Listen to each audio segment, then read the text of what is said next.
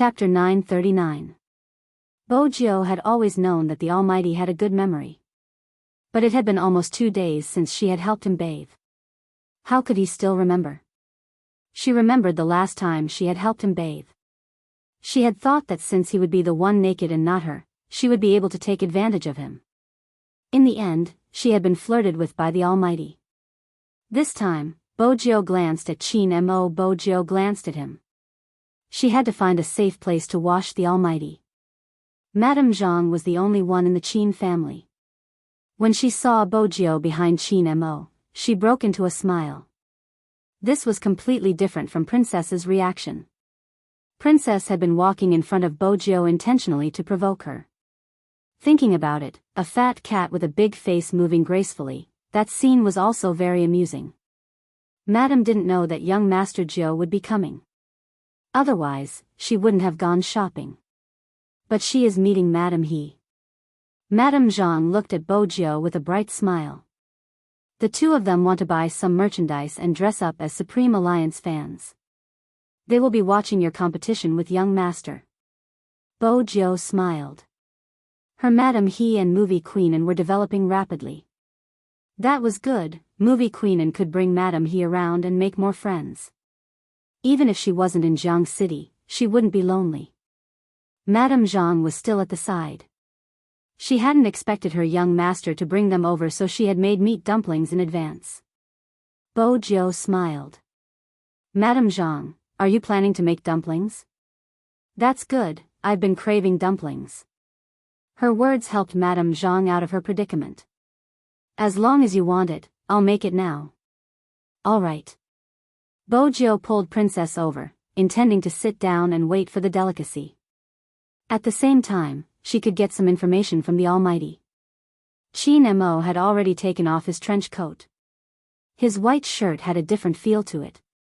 His collar was loosened, and his black hair wasn't as neat as when he was outside. It was a little messy, but it made his face look even more distinct.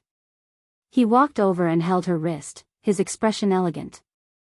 Aren't you going to make dumplings yourself if you want to eat? Make dumplings? Her? Did the Almighty think she was an all-rounder? Other than instant noodles, she didn't know anything else. She could cook steak, but that was all. Make dumplings? I don't know, Bojiao replied seriously. I'm a terrible cook. Qin Mo gave her a look that seemed to say, what do you know? His aloofness made people feel a little unconvinced. She still knew how to play games. Bojiao's left cheek puffed up, but she didn't reply. Qin Mo looked at her and smiled. He walked to the table, his voice calm. I'll wrap one, you wrap the other. Follow my instructions. Bojiao arched a brow. The Almighty even knew how to make dumplings? Such complicated cooking skills? Honestly, Bojiao was slightly surprised. She knew that the Almighty could cook, but dumplings. In her heart, dumplings were a dish that required a lot of steps. Only an elite chef could make them. He had to admit that the hands of a gamer weren't that bad. Slender, fair, and well-defined. The Almighty's hands were especially good in this aspect. Even though one of his fingers was wrapped in bandages, it didn't affect the delicacy of the dumplings he made. Bojiao followed the Almighty's steps. She would take the wrapper and she would take the wrapper. When the Almighty placed the meat in the dough, she would do the same. She kneaded the meat at the right time and was very serious. It could be said that she had never been so focused before. But the dumplings she made didn't look like dumplings. They were flat and the stomach was huge. They were ugly beyond belief. Bojiao looked at them for a long time. Qin Mo thought that she would be able to figure something out. It's really ugly. Qin Mo lifted his head, his voice calm. Stupid. Bojiao wasn't sure if the Almighty was commenting on her dumplings or her. She saw his expression, it was just like when they were young, extremely cold. Back then, he had the same expression when he taught her how to play the piano and write Chinese characters. But the next second, before she could react, the Almighty had already rolled up his sleeves, allowing her to stand in front of him. Then he emptied his right hand from behind his back and picked up the wrapper. His slightly cold breath landed on the back of her ears. "Take the wrapper." Bojo reacted quickly. After taking the wrapper, she realized that their posture wasn't right. Chin Mo maintained his expression. He held onto her hand with one hand, dipping it into the flour at the side. That kind of posture was really very ambiguous. It wasn't just ambiguous. Those who didn't know better would think that they were a newlywed couple. Bojo watched as Madame Zhang kept glancing at them. She wanted to avoid such intimacy.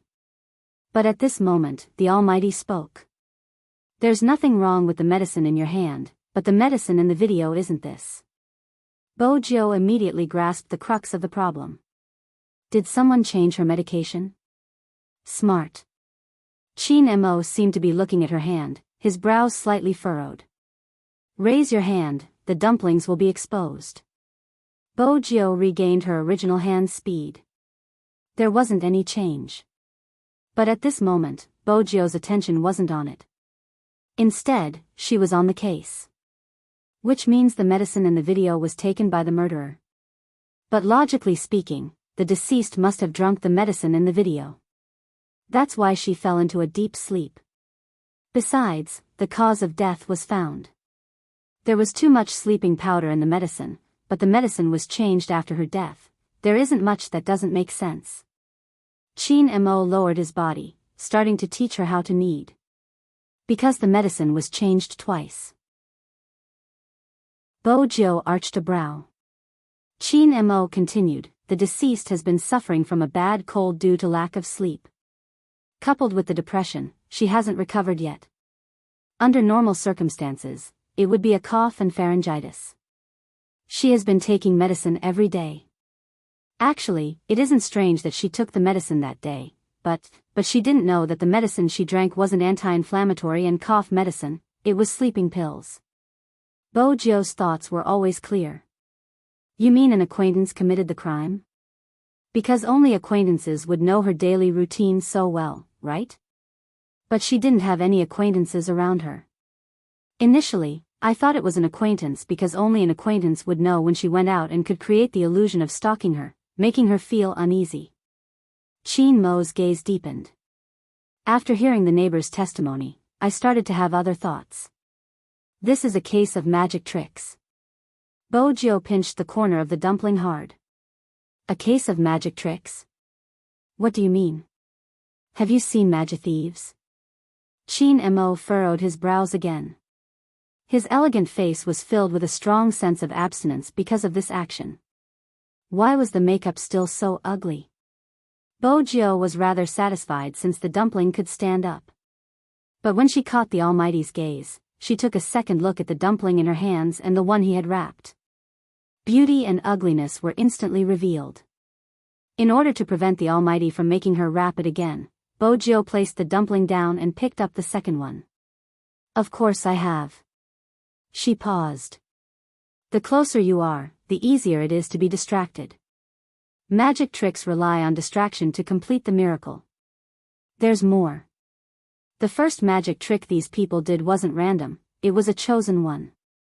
It was the same for the victim this time. The murderer had chosen her from the start and got to know her bit by bit. After getting to know her habits, he started to make his move. That way, a well-planned murder turned into a suicide that would become a hot topic." Bojo's breath brushed past her ears. "That's right." Bojo nodded. Madame Zhang hadn't wanted to disturb her young master and young Master Zhou since they were so close. But when she heard the word suicide, she couldn't take it anymore. "Young master, are you referring to the news on the internet today?" "No, it's a pity for the girl. I heard she was still young and yet, she's gone just like that. Her family must be devastated. The most infuriating thing is the comments from passers-by. They even said she was trying to get famous." "Where did they say that?" Bojo asked. Madame Zhang wiped her hands, pulling out a phone from her apron. "It's all here, I was just looking at it." Bojo took Madame Zhang's phone. It was a forum that had been created by the fans of the deceased. Yet, a bunch of analytical emperors had appeared. If you want to commit suicide, just commit suicide. Why did you have to let everyone see it? I feel that she just wanted people to notice her, that's why she created such a video. After her death, the topic would naturally become a hot topic. I don't mean to disrespect her, but the truth is that she did it. Her popularity has increased and the statistics are there. Also, her fans are interesting. Didn't they just write about her? Didn't they just write similar articles? They just won't let go. Anyway, as a passerby, I just want to give you 2 words, hee hee. After Bojo finished reading the comment, she clicked on the profile picture. When she saw the person she followed, her gaze deepened, turning dark and cold. Madame Zhang, she isn't a passerby. She isn't a passerby? Madame Zhang was confused. Bojo replied faintly, the person she followed has the profile picture of the violator. It's obvious that the violator knows her. Tell her to be smarter when pretending to be a passerby next time. She shouldn't be so stupid. Besides, not everyone has humanity. Madame Zhang was even more confused by the youngster's words. She was confused because she had never heard the youngster speak so ruthlessly before. However, Madame Zhang didn't know that the hand Bojo placed down was a face that had been squeezed out of shape. This meant that a large portion of the viciousness had been transferred to her palm. Because Bojo knew the source of such comments. Li Shui. At this moment, Li Shui had already returned home from the police station. She wasn't in a good mood since she felt that this was all because of the original author. She opened her WeChat moments. They were all fans she had gained from the original author. She said, "I'm so annoyed. Little fairies, can anyone sing a song for me?"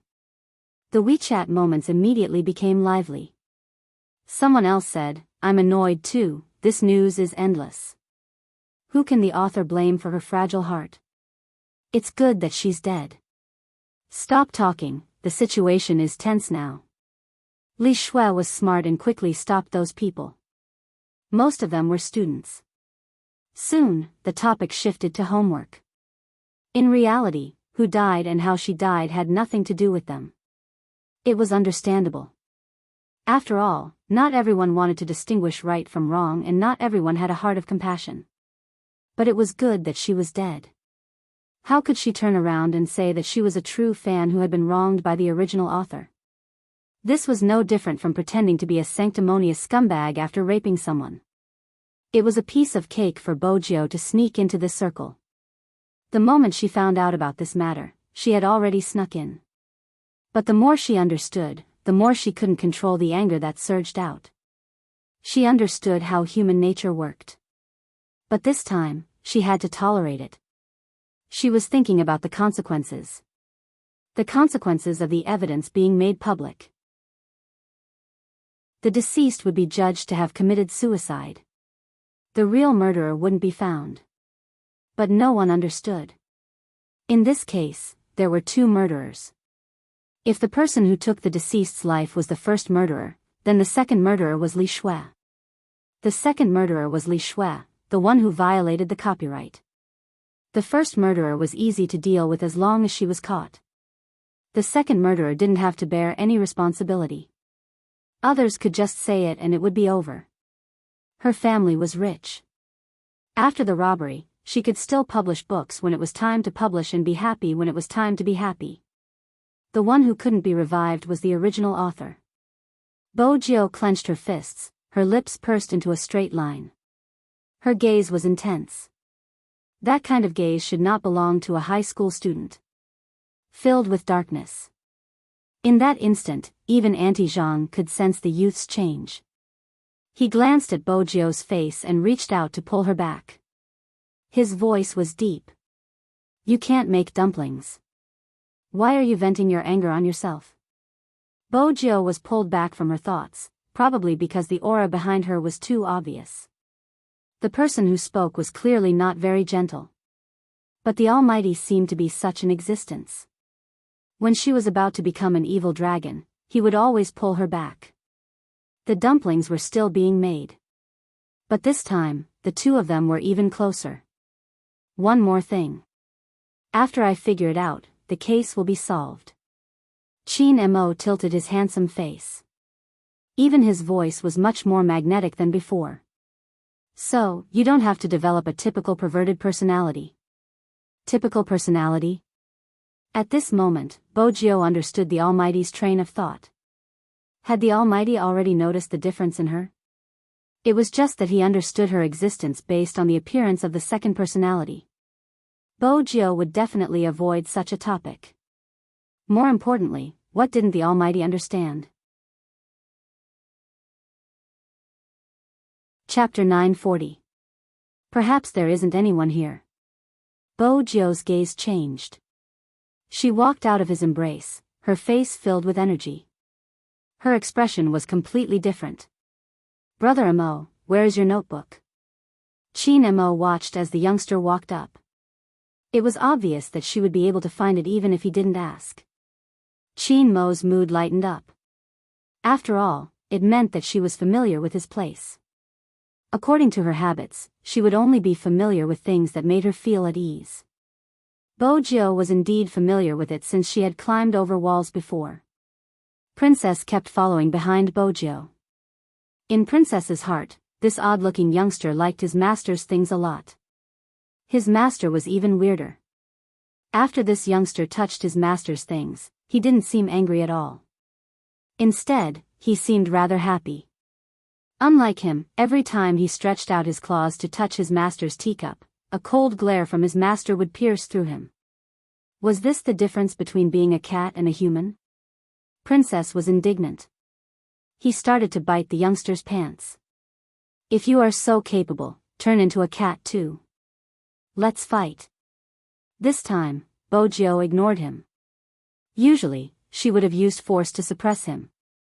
She dragged the cat into the bedroom and opened the laptop on the study table. She turned it on, entered the password and entered the computer page. At this moment, Chin Mo walked over. He reached out and pinched Princess, throwing him onto the sofa at the side with a cold expression. After a meow, Princess calmed down immediately.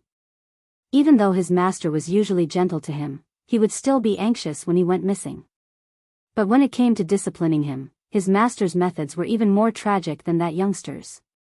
From now on, he would just be a quiet cat. The crisp sound of the keyboard was like a rhythmic beat. Bojio's fingers were fast. Since she knew the password, it was easier for her to operate. Chin Mo watched as the chat boxes kept popping up on the screen. He arched a brow. There was an image on the screen. It was an image of an internet cafe. He could clearly see someone sitting there eating instant noodles. He didn't forget to use one hand to type. He was a typical internet addict. It could be said that the man's every move was recorded. He didn't even notice that the camera of the computer he was operating had been switched on. He was still shouting at the other person. I'm asking you, are you convinced? If not, let Daddy beat you up again. Did he have the same hobby as a certain someone, asking others to call him Daddy? Or were all high school students like this?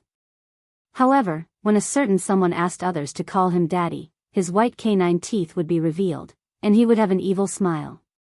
It really did feel a little like that. Chin Mo arched a brow. It was rather interesting. Chapter 941. She didn't have to say who she was. Ever since the first case came out, this person had been carrying out a massacre. And using such a method. Luring people to commit suicide. Creating a corresponding environment on the internet. Some people saw things from a distorted perspective. But she had never targeted those who were already twisted in the first place. Instead, she chose those who had been treated unfairly. Then, she would lure them to commit suicide, destroying some people's faith. Those who hadn't been destroyed were those who were still mocking and distorting the truth. This kind of person was exactly what she needed. After all, raising a devil that destroyed morals and order, she needed such people to break the bottom line. She destroyed someone's family and even scolded the original wife for taking her position. An infringer who stole someone else's work and then tried to bite back at the original creator.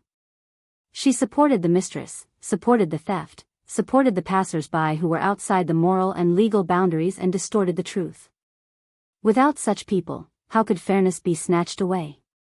It was said that if you wanted to destroy a city, you had to destroy the faith of the people. Good people would be accused of being white lotuses. Evil people would be comforted when they did something wrong. If that was the case, they would really go to hell. Bojo had always known that this world wasn't fair. Hence, she wanted to create fairness. She knew better than anyone else that life came from selfishness and indifference. But today, there was a person who was violated. As a witness, you supported the perpetrator. One day, when you were violated, you would be treated the same way. Bojo narrowed her eyes. The order of the hacker world. It protected the true identity of every hacker, and at the same time, it wouldn't harm anyone's life. This was the principle. It was obvious that the person who impersonated her was just enjoying the massacre. Such a person used her name to do things. Did she ask for her opinion? This is the second person in the maiden's sacrifice, Qin Mo said.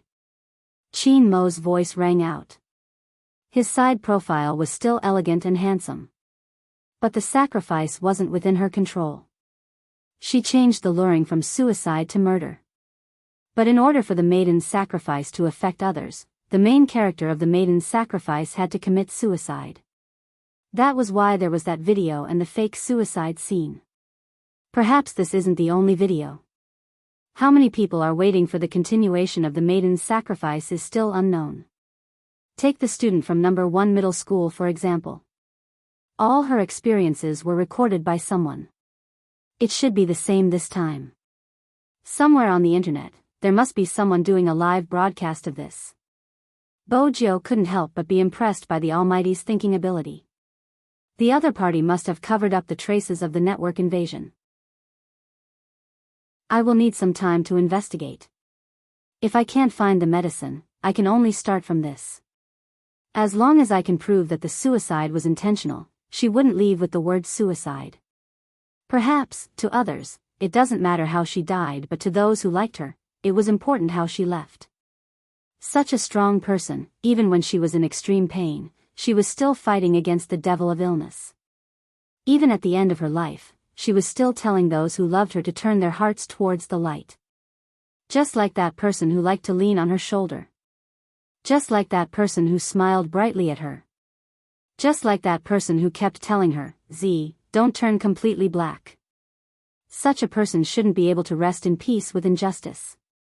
In order to let others know that it was an intentional murder, she had to find the place that recorded the actions. It had to be on the internet. Since it was on the internet, there had to be a way. Bojo didn't pause, starting to search the internet again. Because the Almighty was beside her, it wasn't convenient to contact Hoshino. Hence, she didn't enter the hacker's internal forum to obtain information.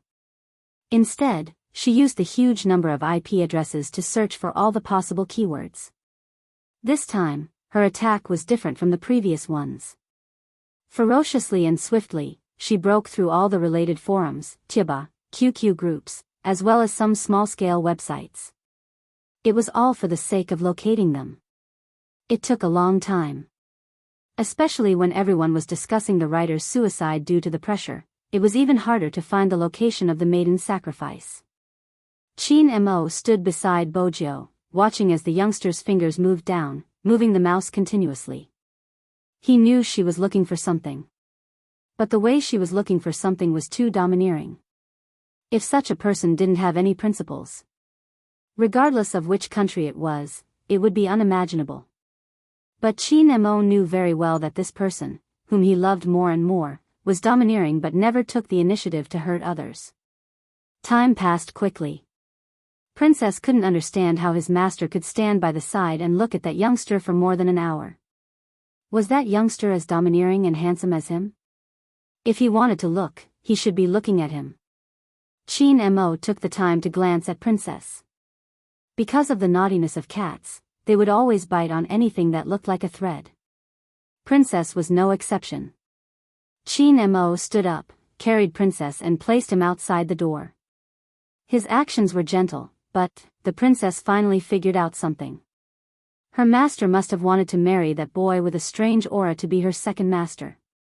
Otherwise, why would she be chased out?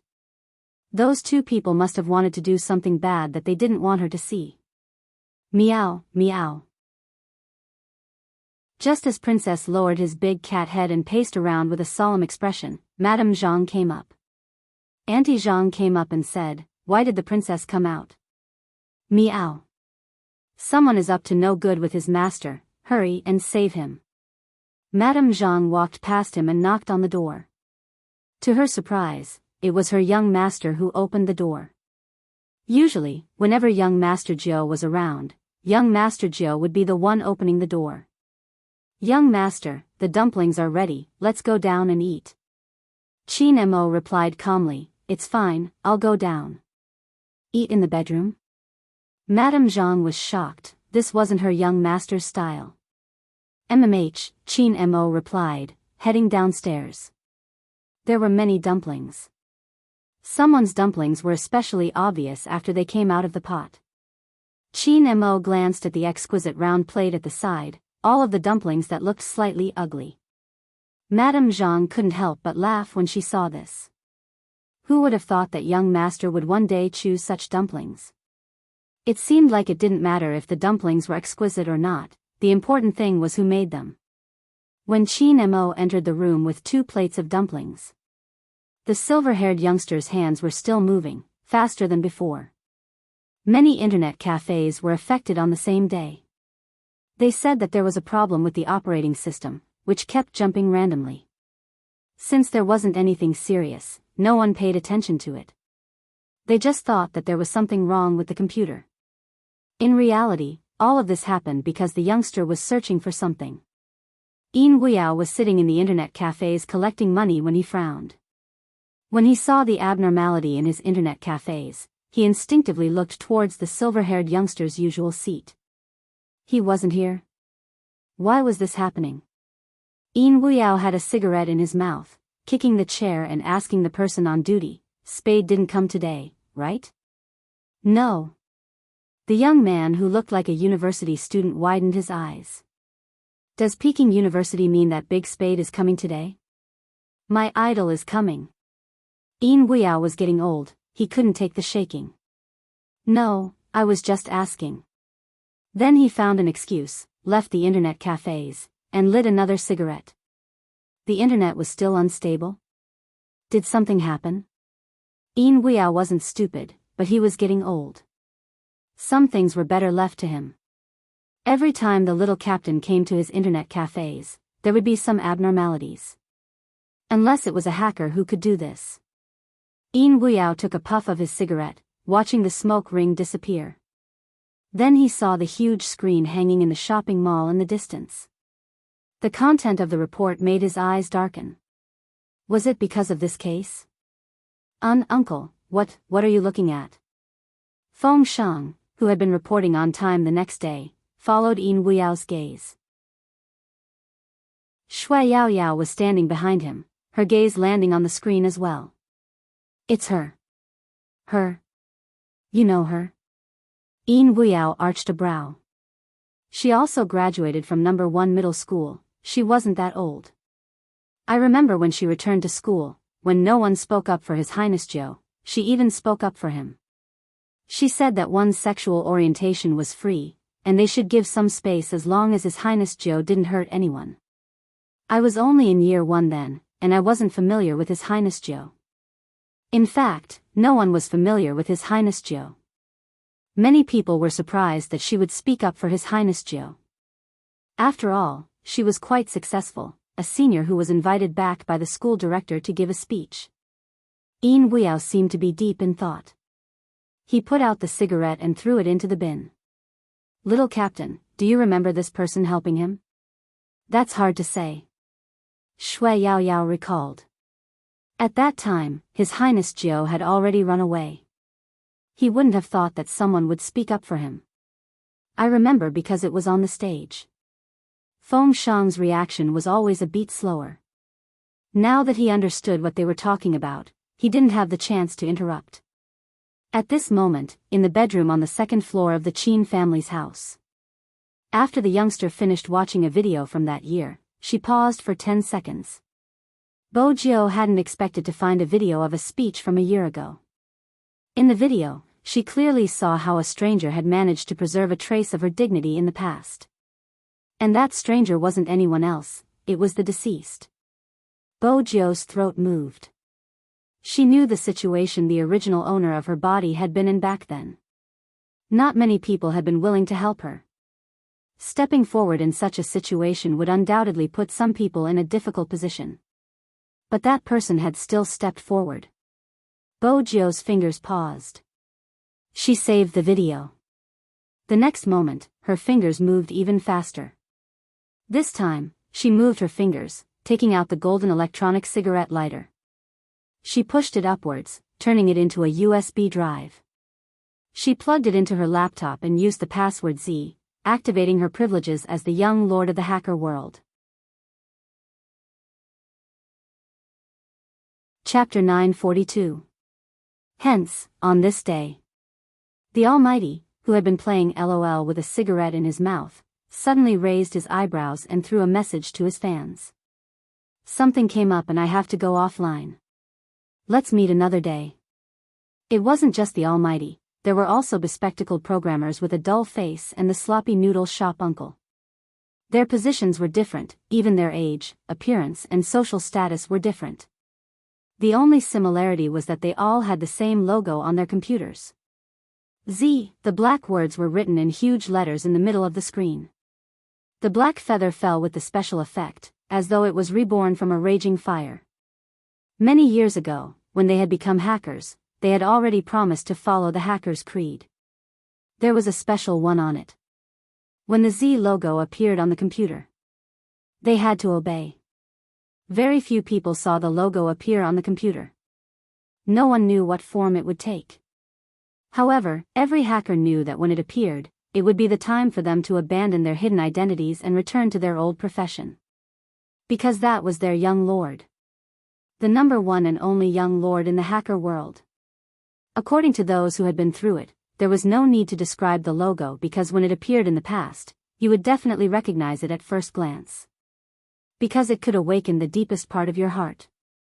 Hence, the dull programmer took off her spectacles, revealing her beautiful face. She raised her left hand and removed the black headband. When she looked up again, she was seductive and charming. What made it even harder for people to look away was her fingers on the keyboard, typing at lightning speed. It wasn't just her, the Almighty and the noodle shop uncle were doing the same thing. Especially when the noodle shop uncle was typing, the high school student with a school bag was still ordering. Uncle, a bowl of Chongqing noodles with extra chili. Coming. The noodle shop uncle replied as he typed quickly. More than 10 IP addresses were like glowing wires, all of them gathered at Bojo's location. After the most rigorous information processing, Bojo's fingers moved slightly, tapping on the keyboard, analyzing the information and integrating it. Then, she used the code to expand the scope of the search by another dimension. This meant that this time, the virtual main program would also be within her detection range, including those hidden in the network that didn't dare to show their faces. Bojo was the one leading the hackers. Therefore, when the host god saw that he had broken through the special firewall that could not be broken, he could not help but whistle, cool. That was not all. Perhaps no one knew how fast the young master's hand speed was. After successfully escaping from the dense network, he went straight into the hinterland. It was so cool that it made every hacker's scalp go numb. This was their carnival. No one could understand it, but it was enough to make people's blood boil. The high school student who asked for noodles couldn't help but get up and knock on the cashier counter. Uncle, where's the noodles? The uncle didn't say anything, but the corners of his mouth seemed to curl into a smile. The high school student had never seen the uncle like this before. He wanted to ask again. He heard the noodle shop uncle spit out two words softly, K-O, K-O. The high school student frowned. He thought to himself, I asked you to cook noodles, but you're still playing games. That's not right, Uncle. Just as the high school student was about to look at the computer page, the noodle shop uncle tapped his index finger lightly and pressed the spacebar. The noodle shop uncle tapped his index finger lightly and pressed the spacebar. When he raised his head again, he had already returned to his usual sloppy appearance.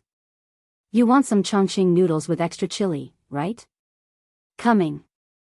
You. The high school student swallowed the words he wanted to say. Forget it, he could still wait for a bowl of Chongqing noodles. The high school student was none other than the thorn-head youngster, the eldest brother of number 2 middle school. This was originally a noodle shop that was opened between number 1 middle school and number 2 middle school. He usually hung out with his father and really didn't pay attention to the specific news on the internet. When he sat down again, he raised his head and looked towards the small screen in the shop. He was completely stunned, his head was buzzing. It also said that the person suspected of having a dispute with the deceased had been eliminated as the deceased had committed suicide. What did it mean by someone suspected of having a dispute with the deceased? F***ck, he knew what kind of person that woman was. She stole something and was preparing to buy the hot search to bite back. Fortunately, the report also said that the fan support group of the deceased was looking for an insider. If there's such a person around you, she snatches the glory that others deserve, enjoys the attention that others' talents bring her, and maliciously slanders the original author. If you're in the know, we hope that you can provide us with the corresponding evidence. Although the adult has passed away, we'll help her defend her rights and fight a copyright infringement lawsuit. The thorn-head youngster rushed out of the noodle shop and snatched the phone from his lackey. Boss, what are you doing? My phone is out of battery, I'm using yours to get something. The thorn-head youngster wanted to prove that he was too stupid and slow to use these things. He opened WeChat, intending to tell everything he knew to his nemesis, the boss of number 1 middle school, Spade Z. In the Qin family's house, Bojio had already found the provocative webpage. It was indeed well hidden, even the registered address of the website was overseas. But those things didn't stop her invasion. Just as Qin Mo had expected, everyone here witnessed a silent massacre. From the moment the deceased had been infringed, the moment she appeared to be in pain, it had all been recorded in video form. Video after video, it was as if one could see that the man was utterly defeated by reality. It seemed as though such a person would attract the attention of the crowd. They waited for the deceased to commit suicide every day, but she was stubborn. After the last video of the deceased was uploaded, someone suggested committing suicide together. Because it was meaningless to live like this. Because it was meaningless to live like this. Bojio narrowed her eyes. This is her motive, she wants to cause a mass destruction, that's why the maiden's sacrifice came about. She had assumed that the Almighty would say something. Unexpectedly, the moment she opened her mouth, the Almighty fed her a dumpling that wasn't as hot anymore. The dumpling was delicious, the skin thin and the filling big. When she bit down, Bojio wanted to swallow her tongue along with it. Qin Mo had always liked to do things himself when it came to feeding someone. He picked up another dumpling, moved his thin lips over, and blew on it. Bojio's fingers paused. She watched his handsome and aloof side profile, his eyelashes fluttering when he lowered his lids to cool the dumplings. Her entire body felt warm and fuzzy. She still remembered when the Almighty and the others had first arrived. Grandpa had made dumplings and she had been called over. She hadn't known how to use chopsticks. She hadn't spent much time in China since she was born, so she had used a spoon to scoop. She loved dumplings, but no matter how she ate, she couldn't seem to do it properly. Unlike the doll beside her, who was well-mannered even when eating dumplings. In the end, he couldn't stand her stupidity. When she couldn't scoop up the dumpling, he used his chopsticks to pick one up, blew on it, and stuffed it into her mouth. He said coldly, "You're so stupid, it's a waste of your intelligent face." Sometimes, Bojio found it strange. These memories started to surface when she had confirmed that the Almighty was her childhood pet. It was something she couldn't forget. In reality, Bojio hadn't forgotten. But after she became Z, many things were destined to be treasured, hidden in the deepest part of her heart. Besides, he was Qin Mo, a criminal profiler. He caught people like her. The second dumpling was brought to her lips. Bo Jiu opened her mouth instinctively. It looked very obedient. Qin Mo's lips lifted into a smile. The princess watched this scene from the side. She was extremely jealous. Although her master was very patient when he was feeding her, she was still very angry. But he had never been so gentle. Indeed. When he saw the youngster's mouth stain, he leaned over, his fingers brushing past. His deep gaze was hard to look away. They were sitting shoulder to shoulder. Because of Qin Mo's actions, they were very close. Even when she was eating the dumplings, Bo Jiu could smell the almighty's scent. The sun shone down. Just like that, Qin Mo fed the typing youngster a dumpling and ate another one himself. Both of them were good-looking and the scene was very pleasing to the eye.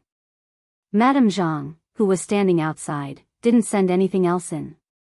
Bo Jiu noticed the dumplings on the plate. Half of them were exquisitely wrapped and the other half were in different shapes. But the ones the Almighty fed her were all beautiful ones. The rest were all crooked and ended up in the Almighty's mouth. As for the dumplings that were out of place, it was obvious that she was the one who made them. Bo Jiu's expression changed immediately. She watched as Qin Mo ate the fourth dumpling. Is it delicious?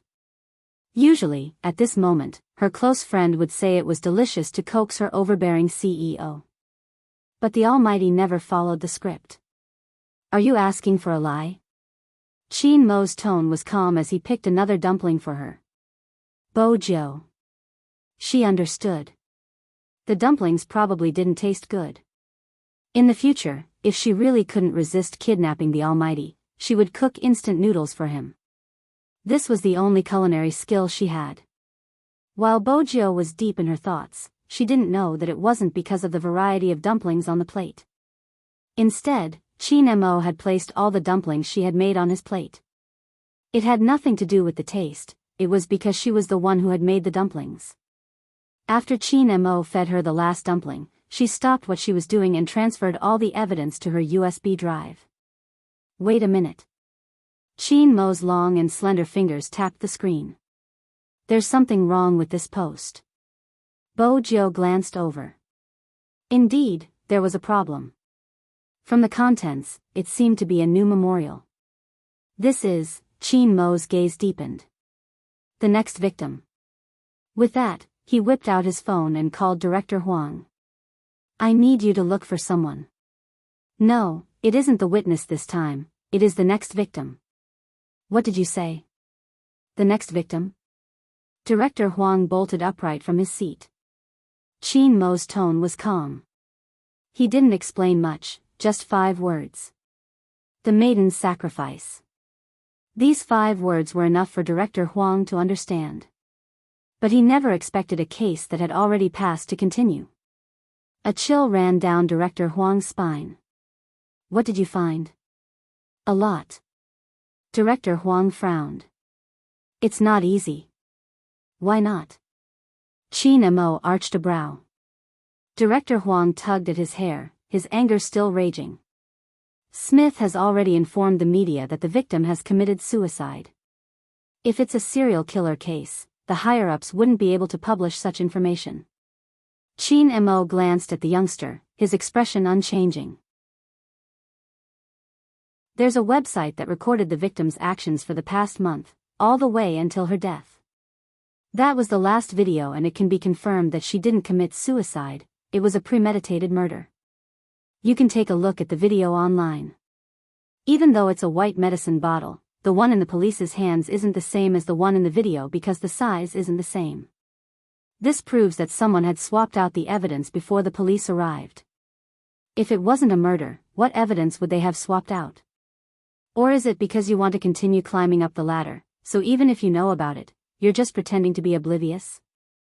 F***ck, don't try to goad me. Director Huang slammed the table. I'm thinking about what to do. Qin Mo's voice reverted to its usual nonchalance. Hold a press conference and announce how she died. I don't need you to tell me, I know. A second ago, Director Huang was still cursing the rascal in his heart, but the next second, he broke into a smile. That way, the mother wouldn't have to suffer so much. Director Huang had seen some comments online. Li Shue's statement had been taken by the crime squad. When he heard Li Shue say, "This has nothing to do with her, she committed suicide because she couldn't take it," Director Huang finally understood why the mother had cried. The scary thing wasn't the internet, it was the humanity that had been destroyed in real life. Even when she saw the victim's mother, Li Shue still had a look on her face. "Isn't it just an apology?" "I'll apologize. Your daughter is dead, go cry for your daughter." "What's the point of crying here?" He couldn't forget the mother's gaze, the way she had looked at Li Shue, her eyes filled with hatred and despair.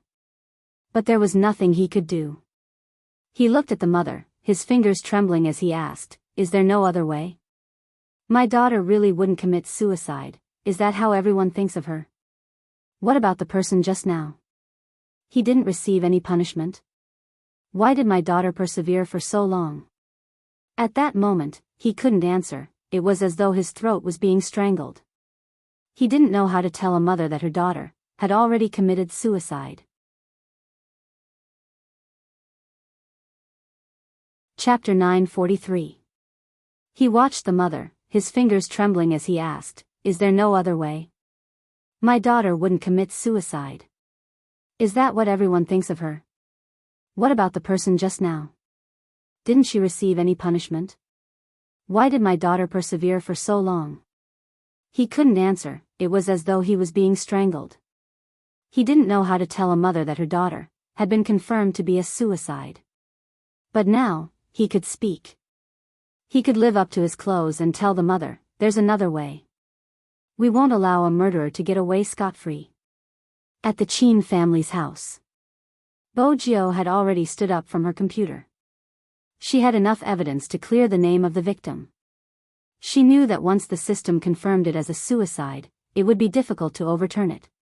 She was considering if she should use her identity to do something. However, when she stood up, the person next to her had already grabbed her wrist and stepped forward before she did. Bojiu thought that this was the difference between this person and everyone else. For a moment, she felt that even people from different camps had the same bottom line. The heat of the matter didn't decrease. This was what the girl living in the apartment was happy to see.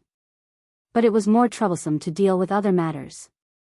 As the murderer, she had noticed the problem with the medicine bottle earlier than Qin Mo. She glanced up at the tall and slender man who hadn't left the apartment the entire day. She pulled open the drawer and took out a bank card. "Hide abroad for a few days. I'll inform you once things have settled down." The tall and slender man was confused. "Why are you asking me to leave so suddenly? Isn't everything going according to our plan?" "Don't worry, those people wouldn't have expected her to be murdered. It's safer to leave." The girl narrowed her eyes. "We were too late, this person is too difficult to deal with. We have been waiting for news from the court, believing that she would be able to seek redress.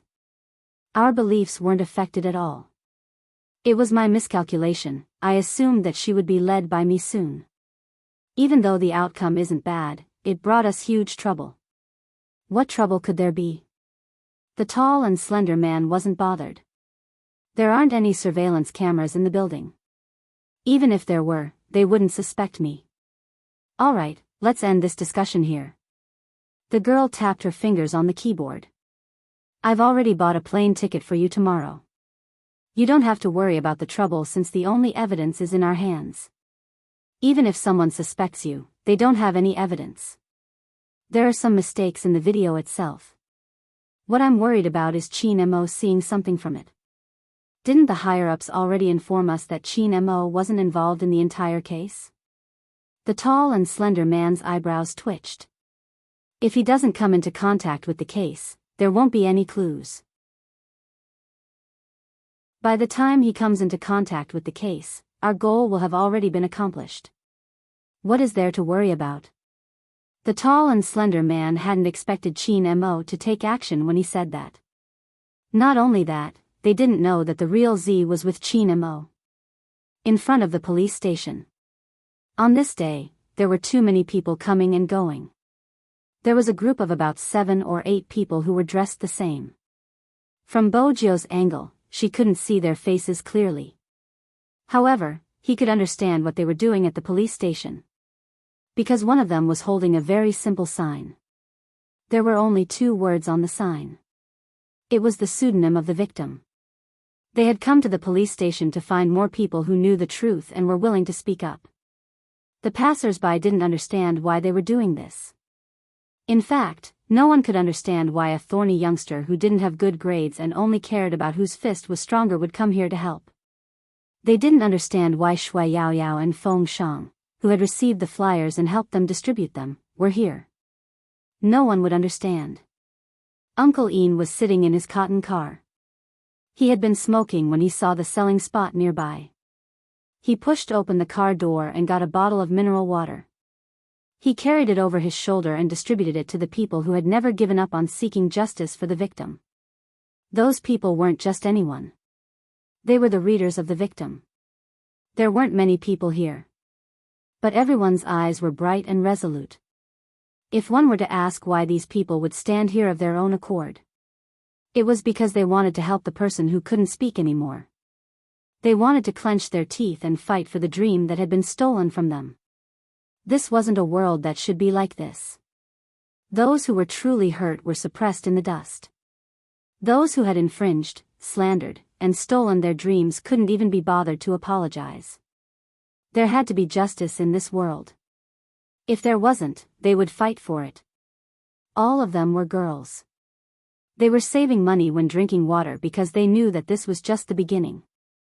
They still had to save money to fight the infringers. Bojio watched the scene, too many emotions surging in her chest.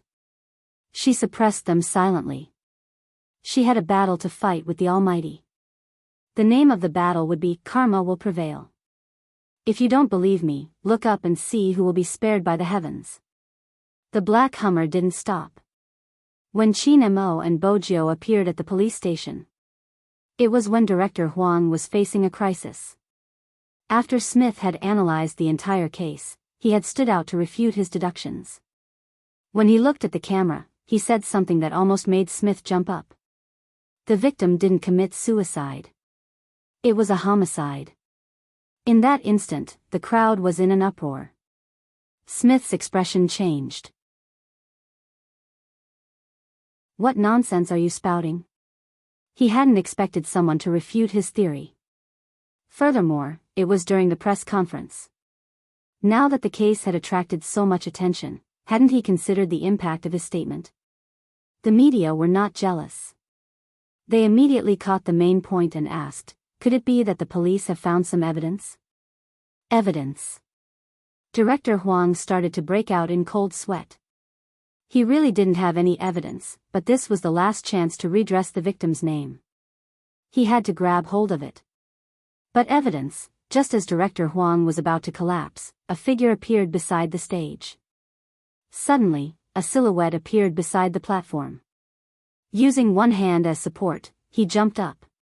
Almost everyone that could think of handsome words were imprinted on the youngster's body. His silver hair seemed to reflect light as he met the reporter's gaze. Of course I have evidence. With that, the youngster turned. Director Huang, can you tell everyone about the evidence you just gave me? Director Huang hadn't given her any evidence.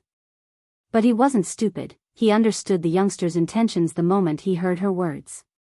His heart calmed down, he glanced up at the people below. Sure. He hadn't expected that he would be able to say 2 words. The youngster walked over to the person in charge of the projector, inserting the USB into the laptop. His slender fingers were typing rapidly on the keyboard. Very quickly, a photo appeared on the screen. And then, the reporters tilted their heads, waiting for Director Huang to continue. The youngster paused, seemingly waiting as well. Director Huang's heart was boiling. What exactly was the meaning of this? He had started with a photo, what kind of logic was this? Seconds trickled by. Just as the reporters were frowning and Smith was about to explode, a voice came from the side. A voice came from the side of the crowd. If Director Huang allows it, I can explain on behalf of Director Huang why this is considered evidence. It was Qin Mo. Who knew where he had gotten the police uniform from? Now, he was wearing it and even had a police cap. He seemed to be upright and noble. With this uniform, he had the right to explain the evidence. Besides, it wouldn't be as eye-catching as a private uniform. This was because when the brim of the hat was lowered, the people below could only see the beautiful thin lips of the person. This was within Bo Jiao and Qin Mo's consideration. Director Huang felt that he was finally free, but he understood their intentions. They were professionally sports players, and if their identities were to be exposed, there would be a huge uproar. Qin Mo's uniform had indeed been borrowed. He had just buttoned the last button when he had gone up the stage. But even then, Qin Mo's aura hadn't changed. Instead, it was because he was wearing a police uniform that he seemed even more dignified and handsome. Qin Mo didn't waste any time, glancing over at Bo Jiao. Their gazes met in midair. Qin Mo opened his mouth. This photo was taken when the police were collecting evidence at the crime scene. We found a medicine bottle on the ground. According to the forensic analysis, the victim had overdosed on the sleeping pills inside, which was why she couldn't wake up. Therefore, the medicine in the bottle must be the main cause of the victim's death, but... At this point, he paused. Qin Mo didn't even need to turn to look, the youngster had already switched the image. A video appeared, pausing on the scene of the victim drinking the medicine and zooming in. I believe everyone here has seen this video. The victim lowered her head to take the medication. It seemed like she couldn't take the pain anymore, which was why she chose to commit suicide. Comparing the two bottles of medicine, even though they were both white in color and looked similar, one was bigger than the other. In other words, the bottle that the victim was holding in the video wasn't a bottle of sleeping pills. According to the medical staff's appraisal, the bottle in the victim's hand was anti-inflammatory and cough medicine. The victim had been sick all this time, so the doctor prescribed her this kind of medicine. In other words, the victim was only drinking medicine that could alleviate her condition. The strange thing was that the bottle of sleeping pills that shouldn't have been in the victim's room had disappeared. We deduced that the victim's medicine had been swapped, which means that she didn't know that the medicine she had been drinking had been swapped with sleeping pills. Qin Mo's last sentence left his mouth. Everyone sucked in a sharp breath. Some of them couldn't help but cover their mouths in shock. Smith stood up. At the end of the day, this is just your reasoning. Without concrete evidence, this kind of subjective reasoning is even more lacking. Who said I don't have evidence? Qin Mo's voice had always been calm, but his aura was still intimidating. Smith was from overseas and was about the same size as Qin Mo. In his mind, Smith was just a second-rate profiler and he didn't have to be afraid of him. But when the two of them stood together, Smith even had the urge to break into a run. Wasn't Qin Mo's presence a little too strong? Bo Jiao took a moment to glance at Smith. She guessed that the expert who claimed to know a lot about criminology and other criminologists were just second-rate profilers in his eyes was going to be slapped in the face by the Almighty. Qin Mo glanced at Bo Jiao. Bo Jiao immediately moved her fingers, pulling out all the information they had gathered. The cameraman had already noticed the youngster's typing speed. The moment he saw it, he jumped in fright. He opened multiple video windows at the same time, typing extremely fast. It was so fast that it was dazzling. Almost in a second, one short video after another appeared in front of everyone's eyes. Then came the second, the third, the fourth, the fifth, the sixth, the seventh, the eighth, and the ninth. The same man appeared in every video. He was tall and skinny, with a sharp mouth and cheeks like a monkey. He didn't look like a local and his movements were very deliberate. The youngster played the short video and adjusted it to a certain frequency so that Qin Mo could explain better. It had to be said that the cooperation between the two of them was really clean and efficient. Qin Mo continued. There weren't any surveillance cameras in the corridor of the building that the victim lived in. Hence, we expanded the range and collected all the videos of the places that the victim had been to. That's when we discovered this. This is the person that the victim had been facing these days. Someone had been following her.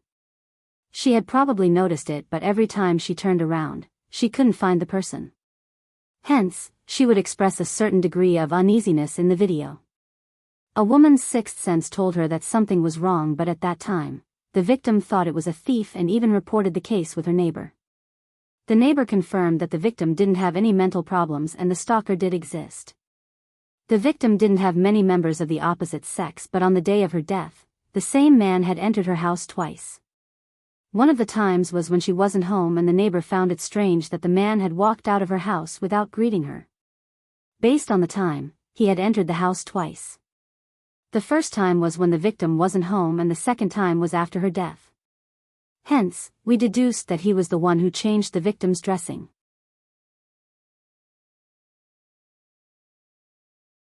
Chapter 944.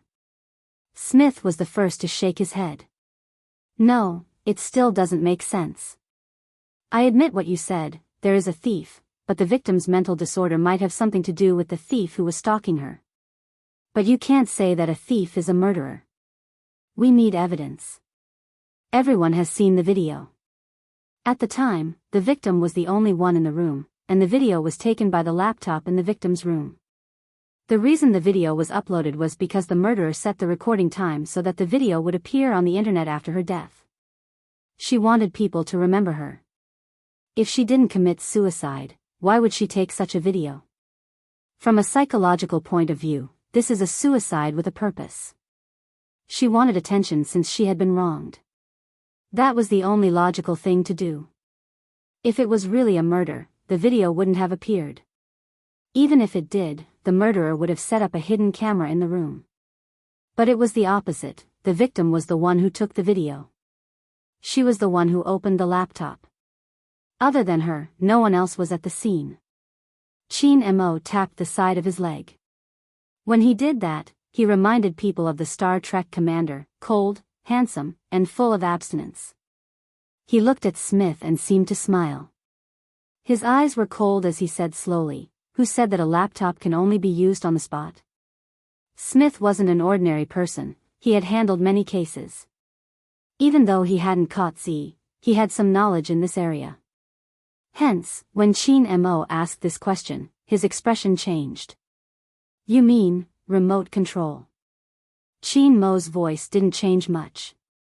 When he said this, the youngster had already changed the page. This way, everyone present could see the changes on the screen. The victim's laptop was attacked and there were traces of damage to the firewall. The special department would be able to detect the changes in the data. That night, someone hacked into the victim's network and used remote control to secretly turn on the laptop's camera. That wasn't all, the person who set the recording time was the same person. All of a sudden, Smith's mouth seemed to have been gagged. The crowd was in an uproar. A suicide case had turned into a murder case, and in such a manner. Of course, the reporters were uneasy. After all, such a method was unheard of. Stalking, changing medicine, and filming like this. No wonder the victim acted like she was insane. She must have sensed something at the time, but she couldn't be sure. Smith saw that the rhythm had been taken away, but he still felt that it didn't make sense. What about the murderer's motive? According to what you said, an ordinary person wouldn't be able to do such a complicated technique. I can't understand why an organization would spend so much effort on an ordinary person. It's illogical. Mr. Smith seems to have forgotten. Chin Mo spoke slowly, "You have a case on your hands. The culprit doesn't care about the status of the other party. Moreover, the similarities between the cases are all carried out online. You should be familiar with the name of the case, the Maiden's Sacrifice. It was a premeditated serial case that had been planned for a long time." When the words, "Maiden's Sacrifice," came out, Kieran was stunned. Smith immediately jumped up. "This is impossible. Show him the evidence." Chin Mo lifted his lids. In his police uniform, he was a gentleman with both internal and external skills. The reporters finally recognized Chin Mo's face. Under the police cap was a perfectly curved chin. It wasn't anyone else but the young master of the Chin family. Another wave of commotion broke out. While the Almighty was distracted, Bojio's fingers flew across the keyboard, completely conquering the website that she had found previously. This time, her method was the real young lord of the hacker world. It was different from other hackers' attacks. In reality, when it came from Z, the other party's computer wouldn't have any alarm system. There weren't many hackers in the world who could infiltrate and retreat without leaving a trace. Usually, by the time someone reacted, Bojio had already grasped the entire website's operations. The most obvious target was the stalking post regarding the victim. There were some video recordings and comments below, sending chills down everyone's spine. What kind of organization was this? What were the people involved in this game thinking? Using their own lives as an example and taking pleasure in it? Didn't these people think about how sad their parents would be when they saw them in this state? Some of them had simply met with a setback at work. Some of them simply felt that there was no meaning in living. The last few were completely dark. After hurting others, they tried to bite back. Those who didn't succeed came here to express their thoughts. Of course, there were also those who couldn't get justice. No matter which one it was, they were gradually led to the current state by others step by step. That way, they wouldn't feel anything. Unbeknownst to them, that kind of existence was scarier than ghosts. Bojio's face was blocked by the laptop, her voice coming out slowly. Her voice had a natural sense of narration. The people who often speak here are all extremely dangerous. It's not because they would really commit suicide. If they really couldn't handle the pressure and committed suicide, they would be the kind of people who couldn't get justice. As for the others, they would become more and more violent. They originally didn't have a bottom line. After such a long period of influence, they became even more aggressive. Aggressive means that when they harmed others, they would still feel that it was the other party's fault. They would feel that it was natural to steal someone's things and receive attention. The influence of such values was terrifying. It was like a virus, slowly invading their hearts. Those who didn't know right from wrong would soon join them. This is the maiden's sacrifice. Yes. The other party's motive wasn't a large-scale suicide. That was just foreplay. There were people who wanted to use this method. They wanted to nurture people who didn't have a bottom line. When the time came, these people would help them to complete the massacre. When Smith saw the content on the website, his expression changed. It was indeed the maiden's sacrifice, the case he had been working on. The maiden's sacrifice was terrifying because it was ethereal. It was like a seed buried in the bottom of one's heart. No one knew when it would be triggered. Because it was an online case, it was extremely difficult to investigate. Moreover, Smith suspected that the other party had used an overseas ID because that was the only way they could avoid being tracked by many departments. In his heart, he was the only one who could expose the other party. He hadn't expected that the maiden's sacrifice would happen right in front of him, but he hadn't noticed it. Instead, Chin Mo had found out. This was undoubtedly a public slap to his face. How was he going to face the title of a specially hired criminal psychologist in the future? When the camera turned, Smith's face turned green. Some reporters stood up and said, if such a case is exposed to the public without any embellishment, what if it causes a negative impact? After all, there is too much negative news about this case. Negative news? Chin Mo's voice was calm. Perhaps, but if we can only redress the grievances by letting the public know without embellishment, why don't we do it? In China, there are too many things that people don't talk about. It isn't because it doesn't exist, but after we talk about it, some people will always come looking for trouble. But what does that matter? We say that humans are different from other animals because they are not animals. That's because humans aren't beasts. There's always something in the depths of our hearts that insists. We want to become more outstanding people, even if we might not be able to overcome the hurdle we met today. We need to learn to face some stains because justice is still waiting for us somewhere. We need to understand that in this world, there are good people and bad people. There are also people who live in the gray area. We might not be able to become righteous people, but we will never hurt others. We learn to respect ourselves, and at the same time, we will learn to respect others. The process of waiting for justice has always been difficult. We knew there would be darkness, but we never gave up. Even now, outside the police station, there is still a group of people standing up for the victim. I thought this was the message we wanted to pass on. With that, Chin Mo arched a brow and looked towards the reporter. If people think that redressing someone's grievances is a negative impact, I suspect we don't have the same worldview. This sentence blocked the reporter's words perfectly. In that moment, Bojio paused and looked towards the tall and slender figure in the middle. This was probably the difference between the Chinese soldiers. Regardless of the time, they could stand tall and straight like a white poplar tree that couldn't be touched by the wind and rain. Whatever she saw, the Almighty would see too. There was probably nothing more heartwarming than this kind of tacit understanding. Chin Mo wore a police cap and looked straight into the camera. It's time to give the victim justice. Regardless of whether it is the murderer or the person who took away her dreams, they should be punished by the law. When the scene appeared on the television, a middle-aged woman in her 50s looked at the screen through the glass window of the convenience store. Tears streamed down her face. A few girls beside her rushed over to help her up. They were still saying, "Auntie, don't be like this. There will be a way, we will definitely find a way." The middle-aged woman shook her head and gestured for them to look at the screen. It was a police officer with a perfect silhouette. He wore a police cap and the badge glowed brightly. However, it couldn't hide the depth in his eyes. He said, "It's time to give the victim justice. Regardless of whether it is the murderer or the person who took away her dreams, they should be punished by the law." The moment they heard his words, the girls' first reaction wasn't to cry tears of joy. Instead, they asked the person beside them, "Is this news real?" Until the shop owner nodded. Only then did the girls react. They hugged each other happily. Then, wave after wave of cries rang out.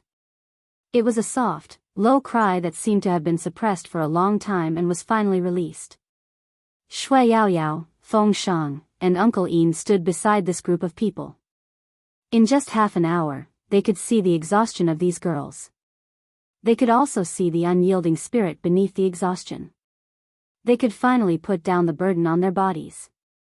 It's still the team, Captain has a way. Baby Feng tilted his head, refusing to admit that his eyes were red. Yin Wuiao didn't say anything because he saw the figure that flashed across the screen. The one holding the laptop. Even though the captain in his police uniform had attracted most of the attention, the silver hair and the typing hands still showed that he was the little captain. Indeed, the little captain was involved in this case, but even so, Li Shui didn't think much of it. Her family had professionals who would fight this case for her. At most, she would come out and apologize again. Anyway, there were still people on her side in the discussion group. However, Li Shui didn't know that.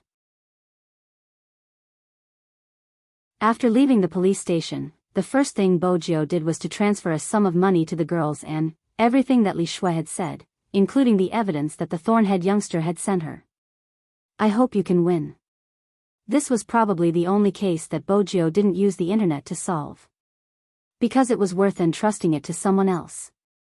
Smith's face was swollen from the slap. The so-called power of taking over Chin Mo didn't have any practical purpose. Li Shui's fate wouldn't be revealed immediately. It would have to go through the procedures. But there were already some people who felt that from now on, they couldn't be anyone's accomplices. Even if they were young, they had to have a basic sense of right and wrong. After she was done, Bojio received a call from Sister Turtle. Her corpse has been cremated and she passed away peacefully. Even though Auntie is still sad, her eyes are filled with other emotions. "The girls have done the calculations, you have given too much money. They will donate the remaining money from the lawsuit to other original creators who want to fight for their rights. Also, thank you, Big Spade. She helped me in the past," Bojio said suddenly. "I just found out about it so you don't have to thank me. I'm just repaying her." Sister Turtle laughed lightly, looking at her friend's smiling photo. I've decided to start writing again. I'll write this experience into a story. What do you think? Bojo had never been a writer, but after some thought, she replied, not bad. You'll be the main character. Huh. Ha ha ha, my big spade is so cute. After hanging up, Bojo tugged at her silver hair. Chin Mo arched a brow. What happened? My fans want to publish a novel for me to be the main character. Bojo was still in her previous state. Chin Mo glanced at the youngster. Isn't it official? Official? Why wasn't she aware?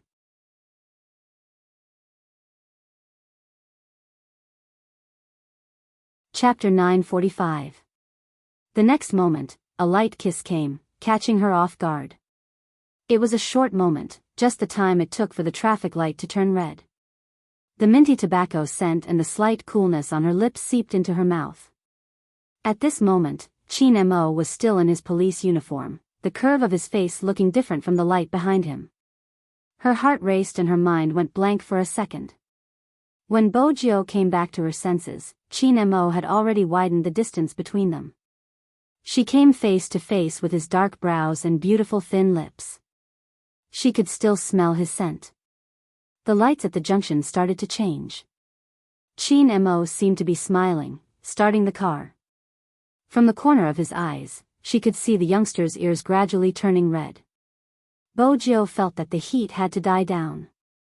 She coughed lightly, whipping out her phone. She first glanced at the news. The heat regarding the case had yet to die down. There were both good and bad comments. She paused slightly before shifting her gaze away, intending to read the competition novels that the Almighty had mentioned on the official website. There were indeed quite a few. It wasn't just her, there were novels from Lin Feng and Yunhu as well.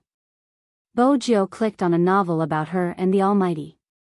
She only read the first 3 chapters. When she reached the 4th chapter, she felt that something was amiss. Why did the novel describe her as a cold young man? It was a complete reversal of the CP. The novel was written by a member of the club. Basically, it followed the rules of esports novels. They only wrote about her interactions with the Almighty during competitions.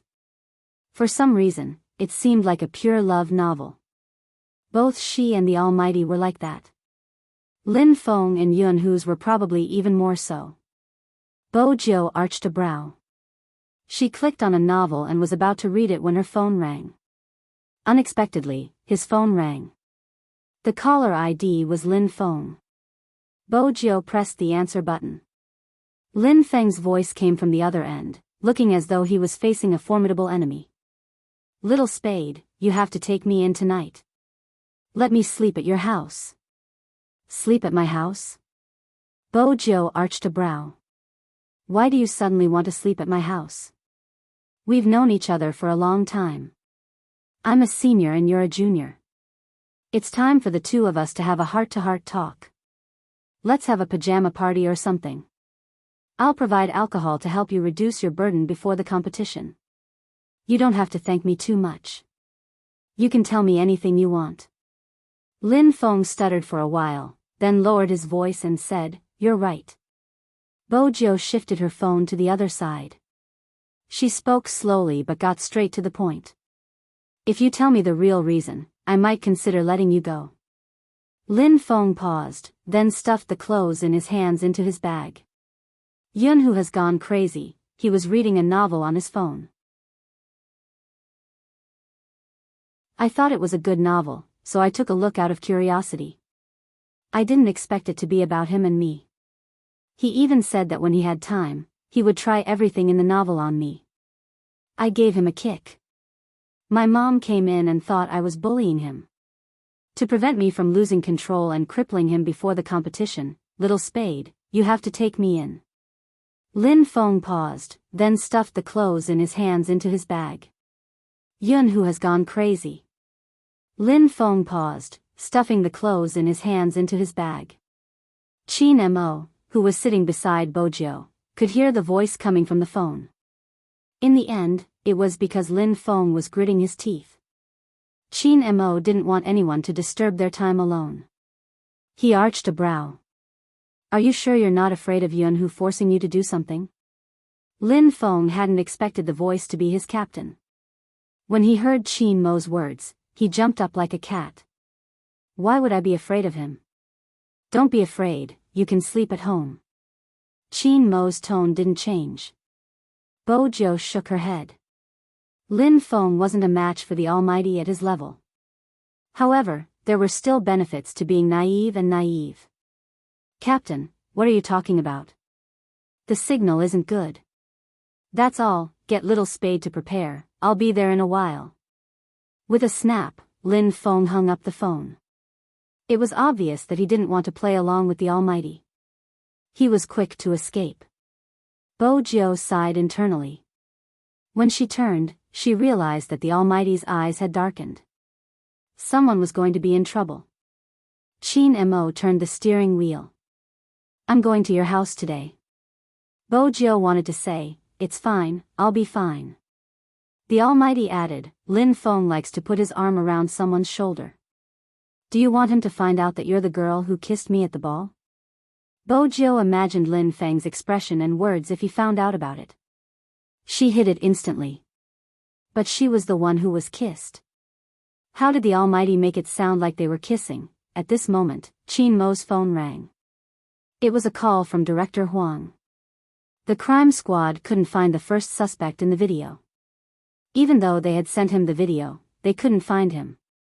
There wasn't a single trace of him in the country's files.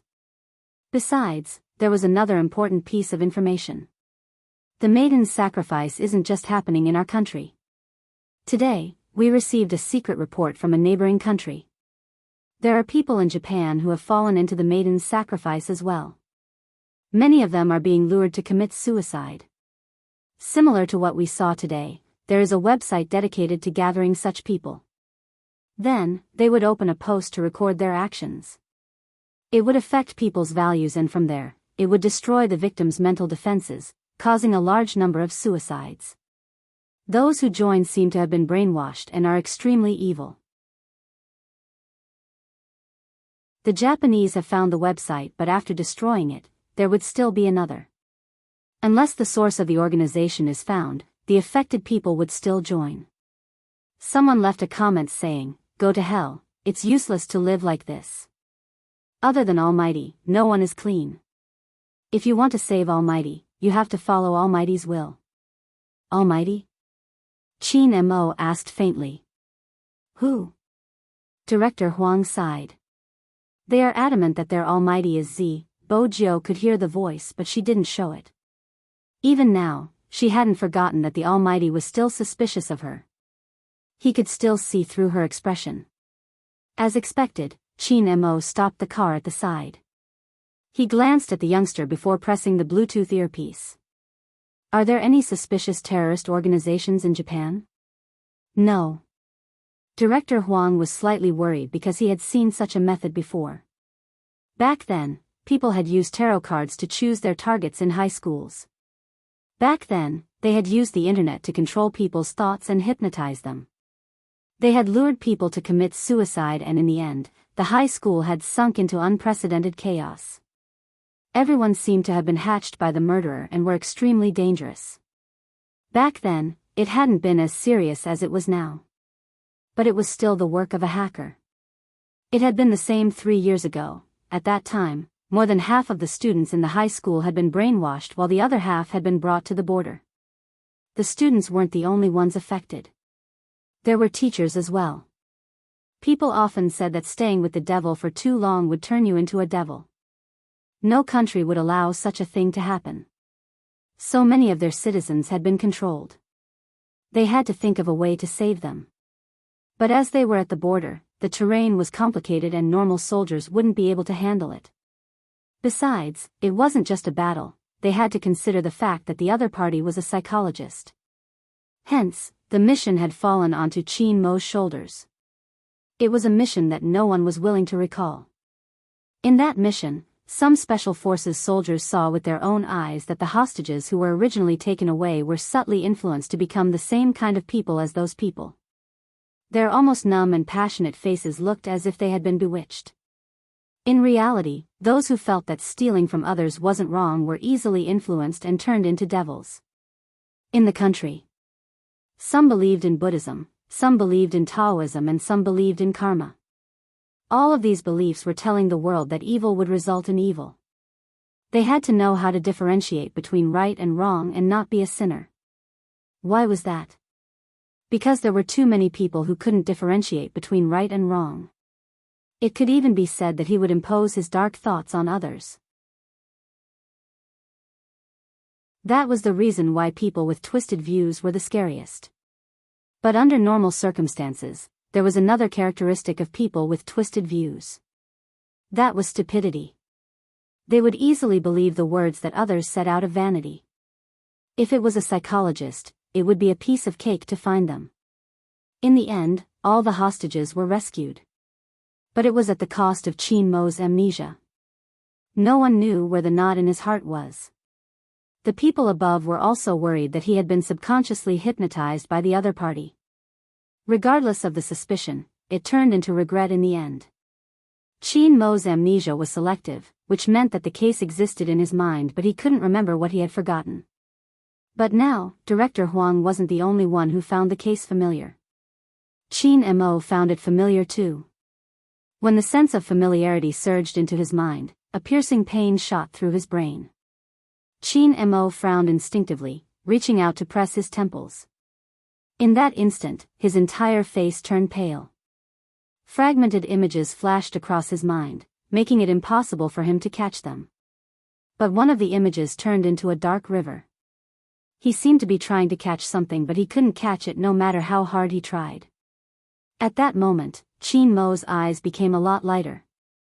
His pupils constricted, and cold sweat broke out on his forehead. Bo Jiu was sitting beside him. When she called Qin Mo the first time, he didn't react at all. It was as though he had fallen into a nightmare from a long time ago. Brother Mo, Bo Jiu called him 5 times. That was when Qin Mo pulled himself back from the scene. Director Huang heard the commotion and asked anxiously, "Did something happen? Do you need me to go over?" "It's fine." Qin Mo finally returned to his normal state. Director Huang wasn't in the car, so he wasn't aware of what had happened. "You really scared me, I thought something happened." "Nothing." Qin Mo caressed the side of his face, his voice weaker. "Other than that, what other information do you have?" Director Huang looked at the sealed document in his hands. The hacking should have started in Asia before spreading to the other continents. The situation in the Japanese is serious and there is already a large number of suicides. They aren't able to control it completely. What you and young Master Fu did today has undoubtedly hindered the development of the organization in our country, disrupting their plan to use this incident to brainwash some people. Hence, the situation in our country isn't uncontrollable. But if we don't find the mastermind, the website won't be destroyed. Even if we destroy it today, there will be a new one tomorrow. The Japanese intend to provide technical support if we manage to capture the suspect in the video. It's fine, their support won't help. Qin Mo turned the car. "Let's head back." "Us?" It wasn't hard to guess, it was probably young Master Fu. Indeed. But Qin Mo's reaction had caused her to frown. Ever since then, it hadn't eased up. What exactly was it that made the Almighty so happy? Bo Jiu was smart. Her intuition told her that the Almighty had lost his memory. But the Almighty's identity was too unique. Hoshino wasn't able to find anything. How exactly did the Almighty end up in this state? But there was one thing. 3 years ago, the Almighty had worked on a case. Because of that case, the Almighty hadn't just missed the National League, he had also been resting at home for a long period of time. Was it related to that case? That was the only guess Bo Jiu could come up with. When they reached the crime squad, they realized the tension in the air. This time, the case wasn't just a slap to Smith's face, it had also allowed Qin Mo to enter and leave the crime squad freely.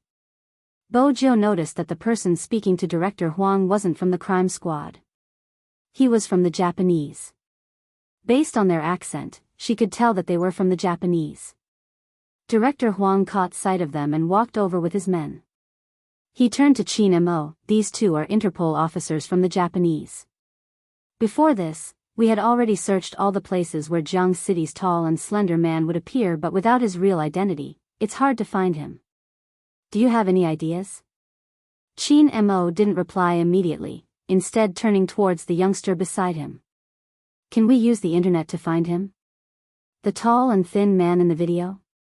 I can give it a try." Bo Jiu glanced up. "I'll continue with the videos I found at the roadside shop. Based on the route he would take, I'll be able to get a rough idea of where he would appear and see if there are any records of him." "I'll do it." Qin Mo's voice was calm. "Where do you think he will end up?" Bo Jiu replied, "All right." As an Interpol officer, even if they weren't from the same country, they could understand their conversation. But could they really find him?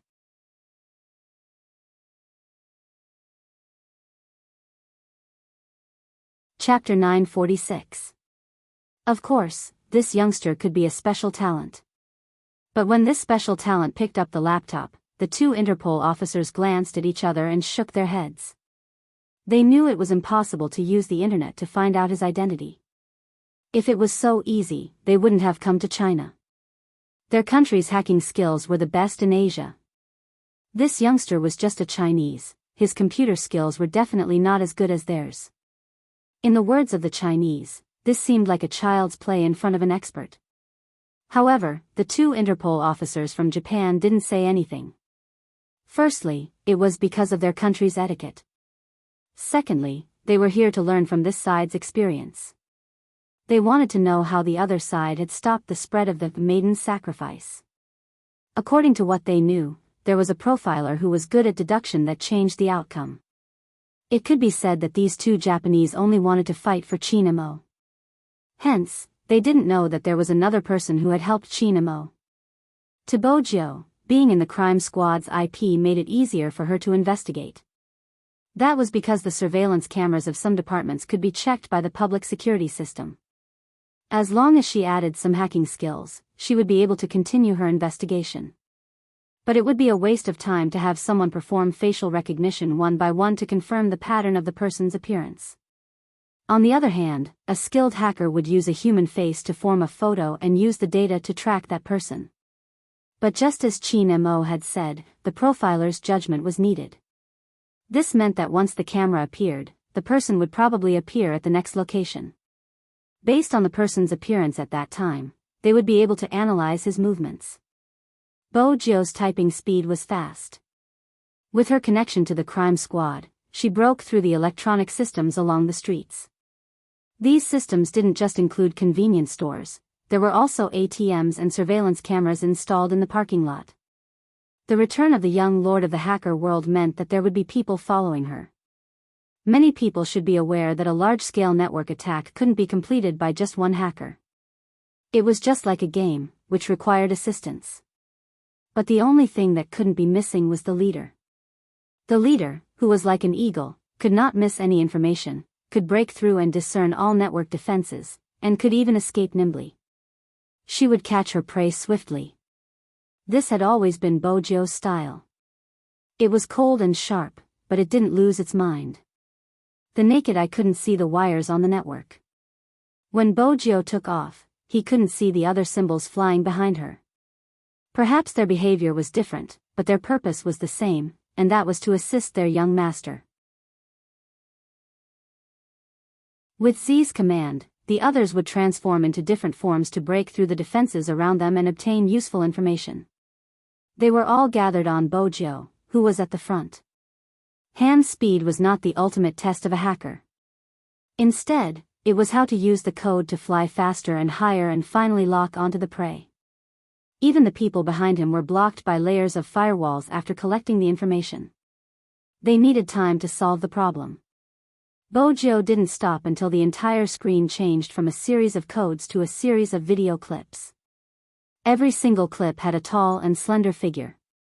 The expressions of the two Interpol officers standing at the side changed. It wasn't that they didn't understand the internet. It was just that they had never thought that there would be such a hidden expert in Huaxia. Even in Japan, there might not be anyone who could reach such a level of computing. No, it would be more accurate to say that none of the international experts they had seen could achieve such a feat in such a short period of time. Qin Mo stood beside Bojo, one hand on one side of her body. His handsome face was noble, but when he lowered his gaze, there was a sharp glint in his eyes. Especially when his gaze landed on the screen, it seemed to penetrate one's heart. Very quickly, Bojo realized that the reason the Almighty was a top student wasn't just because of his intelligence. Also, his browsing speed was extremely fast, Bojo clicking on the images one by one. Qin Mo's gaze didn't stop, he was looking at the speed of Bojo's speed. In that instant, the two Interpol officers only had one thought: the two hunks were in their line of work. As for them, they weren't even able to use their skills. Instead, they felt shocked. What exactly was the reason? The two Interpol officers couldn't find an answer because the two of them weren't in their records. But why hadn't such talents been discovered? One of the Interpol officers couldn't help but ask, wanting to find out more about the two of them. He turned towards Director Huang. What do they do? One of them was a high school student while the other was a business CEO. It wasn't enough to say it out loud. Director Huang hesitated for a moment, finally finding a common answer. Professional esports player. Esports players? The two Interpol officers hadn't expected such a profession. Esports? Gaming? Director Huang caressed his nose, finding it unbelievable. They have a competition the day after tomorrow. If you are interested, you can take a look. The Interpol officers glanced at each other. Let's catch them first. The most important thing now was to stop the maiden's sacrifice. It had to be said that Qin Mo and Bojo's teamwork was indeed pleasing to the eye. The two of them were already very handsome, and with their movements, they exuded a kind of aura that seemed to be innate. One of them was devilish while the other was abstinent. Their aura seemed to complement each other. Stop. When Qin Mo said this word, Mo Roa's eyes widened. The youngster raised his right hand swiftly, his coordination was very high. Qin Mo looked at the few photos and closed his eyes. It was as though he could form a concrete image in his mind. The image turned from illusory to real. When he encountered something that didn't make sense, he had to quickly change his train of thought. If it was the left, there was no need for such a hurried back view. He was even more anxious when he hailed a cab. Why so anxious? If the direction wasn't left, then it would be right. What's on the right? Qin Mo tilted his head, searching for some images. Hospitals, shopping malls, a direct flight to the airport? When the last word appeared in his mind, he felt a chill run down his spine. Qin Mo suddenly opened his eyes. His tone wasn't fast, but it was deep. He went to the airport. Airport? It wasn't just Interpol, even Director Huang didn't think it was possible. If this person really appeared at the airport, how could he not be noticed? After all, his image had already been sent out and there would be a nationwide search. Qin Mo knew what they were thinking. He glanced at Director Huang. There's a spy inside and he knows how to disguise himself. We will need the cooperation of the airport, especially the international ones. Check which flights are about to take off and stop him at the security checkpoint. We have to keep the operation a secret. There should be people at the airport. Interpol was the most concerned about the spy. His expression changed. Director Huang, you never said there's a spy inside. Such matters couldn't be known to outsiders. Director Huang was able to reach his current position, basically speaking the truth to whoever he met and whoever he met spoke the truth to. Internal matters couldn't be told to outsiders. Besides, there were boundaries between the two countries. But it wasn't appropriate for Director Huang to say anything. Qin Mo spoke again. Ever since the maiden's sacrifice, there will be a spy inside. There's one in the Japanese department as well. Or have you never thought about why every operation ends in failure? It was a very light rhetorical question, but the two Interpol officers were taken aback. They had thought about it before, but every single time, it's time to act. Director Huang didn't give the Interpol any time to think. In reality, time was precious to everyone, including the tall and slender man, who had reached the airport. He had undergone a disguise, his face was slightly altered and even his clothes were the same. There was a black Bluetooth earpiece on his right ear. The Bluetooth earpiece was a sign that someone was guiding him. There aren't any policemen on your left, but there's a bookstore on your right. Go in and flip through some books to avoid the cameras. The girl sounded anxious. There's still an hour before the plane takes off. 5 minutes later, head to the security checkpoint. I will tamper with the scanner so they won't be able to confirm your features and appearance. Of course, it won't be a problem even if you imagine it. There are people there as well. As long as you don't cause too much of a commotion, you will be able to board the plane successfully. Once you board the plane, they won't be able to stop you. According to international aviation law, even if someone wants to investigate you, it will only be America. China doesn't have to be afraid of America, we have a professional lawyer to help us. The most dangerous part is before you board the plane, you have to avoid all the security guards. All right. It wasn't just the girl, even the tall and slender man was starting to panic. He hadn't expected the Chinese police to be able to lock onto him. Regardless of where he was, news of him was being broadcasted. He was wanted throughout the entire country, it was impossible for him to escape. How exactly did they manage to find him? There weren't any cameras in the corridor of the dead man. He wouldn't have been caught there. Could it be that the person above betrayed us? The tall and slender man asked darkly. The girl paused before replying, no one would give up on a huge profit and he isn't an exception. The only person who wouldn't betray us is that person. Just like the higher-ups in the Japanese, the higher they are, the more they want. The reason you were found was probably because someone used internet technology to pull up all the places that the dead man passed by. You would definitely appear there. With Chin Mo around, it wouldn't be strange if he found you. What's strange is who exactly found those places. There must be someone else that we haven't noticed. Our plan has been foiled several times, the most dangerous time was when someone almost found me. I'm still not sure if that person has started to locate me. The only university beside the internet cafe is our university. I have no idea what information the boss of the internet cafe revealed to that person. But one thing is for sure, if it's the same person, we have to think about who is looking for us other than Chin Mo.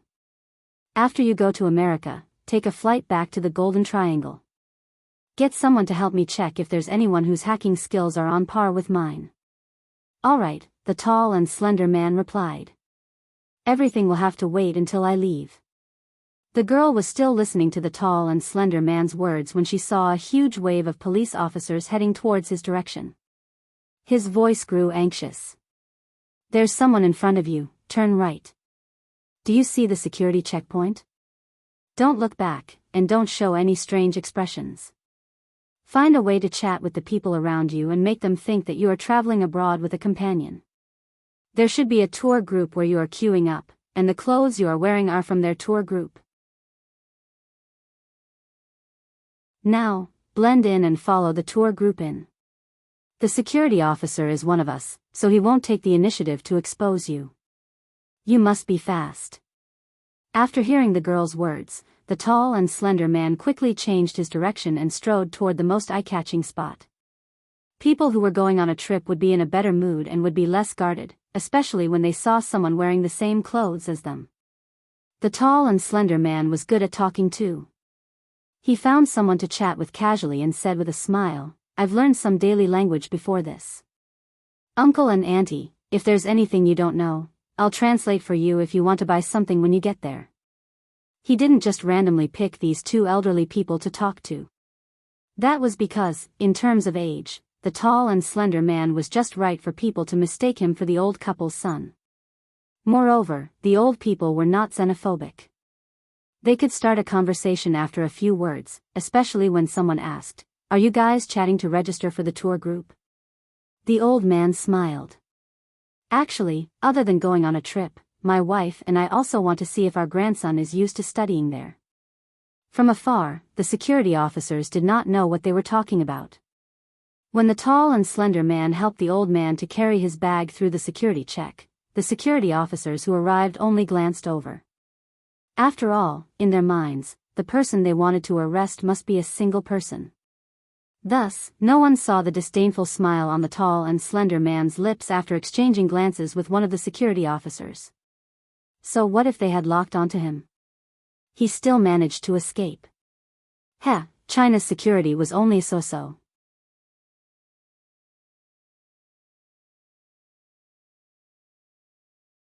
Chapter 947. What's more, the boarding of the international flights had already begun. The police officers were still checking in at the security checkpoint. After all, there would be facial scans at the security checkpoint. If he was a criminal, he would definitely be identified. It would be fine if he was facing a normal criminal. After all, his ID and face wouldn't change. But they didn't know that the person they were facing was an international criminal. The tall and slender man had at least 5 IDs and corresponding IDs. He knew how to disguise himself. Moreover, the police officers wouldn't expect him to be hiding in the tour group. Therefore, even if there were people going back and forth looking for him, no one would really notice him. Why are there so many special police officers all of a sudden? Is there something wrong? There shouldn't be so many special police officers usually, right? I'm not sure, but he's so handsome. The appearance of the large number of special police officers caused the people in the airport to start discussing. Gradually, the people also realized that the security today seemed to be especially strict. There were also special police officers patrolling near the boarding gates. At the same time, there were 3 planes flying abroad. And the distance between each boarding gate was very far. It was also a problem to decide which one to control. Moreover, international flights were different from domestic flights. Sometimes, even the control had to do diplomatic work in advance. Before getting the documents, no one had any right to stop anyone from entering the plane. At most, they could find an excuse to delay the flight, but they couldn't cancel the flight. Obviously, the police officers were still worried. In the end, 2 people went to each boarding gate. They still didn't see the target. The tall and slender man held the registration card and followed behind the 2 old men. They talked and laughed as they walked into the boarding gate. The special police officer reached out and stopped him. He glanced at his ID and face, then looked at the old man behind him. At that moment, the tall and slender man's palms were sweating. But he believed that God still cared for him. The special police officer didn't stare at him for long. He quickly gave him a hand gesture. The tall and slender man smiled and said, "Thank you." With a smile on his face, he walked into the boarding gate. Then, he went through the built passage and walked directly in the direction of the plane. The beautiful space station was in front of the cabin, welcoming all the passengers with great etiquette. Once he got on the plane, it would be harder for those people to find him. The tall and slender man found a seat by the window and sat down. He raised his hand to look at the watch on his wrist and calculated the time. In the airport, Director Huang's expression wasn't good. "No suspicious person?" "Yes, Chief, we have searched everywhere." During the security check, we found some people who brought some things onto the plane. They were all detained by us, but the people who were detained are not suspects. Director Huang's breathing deepened. "Are you sure there isn't anyone suspicious?" "He is definitely at the airport." Qin Mo's reasoning had never been wrong. How could it not be possible? "Director Huang, we've really sent people to every security checkpoint. The information from the airport is the same, this person hasn't appeared." Director Huang's face turned stern. "Continue the search. There's no need to look for the security checkpoint." An indifferent voice rang out. Director Huang turned around, spotting Qin Mo standing in the middle with one hand stuffed into his trouser pocket, his eyes fixed on the clock. His side profile was still handsome and elegant, attracting everyone's attention immediately. Moreover, there was a youngster with a unique hair color standing beside him. However, Bojio's reaction was faster. When she saw someone looking in her direction, she took off her black hooded top and pulled the hood up, revealing only her clean curves. Even her eyelashes, which were as fine as a crow's feather, couldn't be seen. It had to be said that the hood had a certain concealment effect, mainly because it suppressed the color of her hair. Qin Mo was still wearing his well-ironed police uniform, which didn't stand out in such a setting since the people around were all police officers. Besides, no one would think of Supreme Alliance's captain as a police officer. Hence, when they saw him, their attention was slightly diverted. Bojio took a step towards Qin Mo, trying her best to reduce her presence. Her silver hair was handsome, but it was easy to expose her identity. Qin Mo seemed to understand the youngster's intentions. He reached out and pressed on the man's head, pulling him towards him before turning to Director Huang. At this time, the plane should be boarding. Based on the time he left, there are only 3 available flights. He should have passed the security checkpoint by now. That isn't possible. If he had passed the security checkpoint, we would definitely be able to tell. Be it the airport staff or our colleagues, they didn't find anyone similar to him. The 2 Interpol officers were anxious. With his words, they wanted to take action because deep down, they agreed with Qin Mo's point of view. According to the standards of an international criminal, there was a possibility of a certain level of disguise. Someone who was able to create a case like the maiden's sacrifice definitely wasn't simple. It was highly possible that the criminal had boarded one of the planes. If they followed the route provided by the profiler, their guess was the highest possibility. They had to board the plane immediately and arrest the suspect. Otherwise, once they alighted from the plane and entered America, many things would be out of their control. Hence, no matter what, they had to start the arrest, even if they had to use their identity as Interpol officers. Of course, Qin Mo knew what they were thinking. His tone was calm. This is China and the people on the plane are all Chinese. If the criminal has boarded the plane, all the passengers on the plane might become hostages. According to international practice, you have the right to ask for our cooperation, but we, China, still have the initiative. Hearing this, the 2 Interpol officers were taken aback. They hadn't expected that before they could open their mouths, their words would be stuffed back into their throats. The reason that was at the tip of their tongues was forcefully swallowed back into their throats. Qin Mo was indeed referring to international rules. How did he know about international rules? Director Huang listened by the side. You mean the criminal is already on the plane? Based on his understanding of the aloof youngster, he wouldn't have said that if it wasn't the case. Qin Mo glanced at the time, his voice still calm. There is a 90% chance he is on the plane. Go ask which plane is preparing to depart. With that, Qin Mo turned his head and looked at the youngster beside him. The youngster's hands were stuffed into her long jacket, the hooded top covering most of her face. It wasn't clear what she was looking at. She was staring at a spot like a curious little kid. In that instant, Qin Mo seemed to have recalled something. It was a blurry feeling. The miniature version of a certain someone seemed to have been like this before, staring at a spot with her eyes wide open, her little face smeared with paint.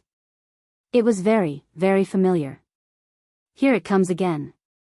Qin Mo furrowed his brows as though he was coming back to reality. He paused for a moment before walking towards the youngster. What are you looking at?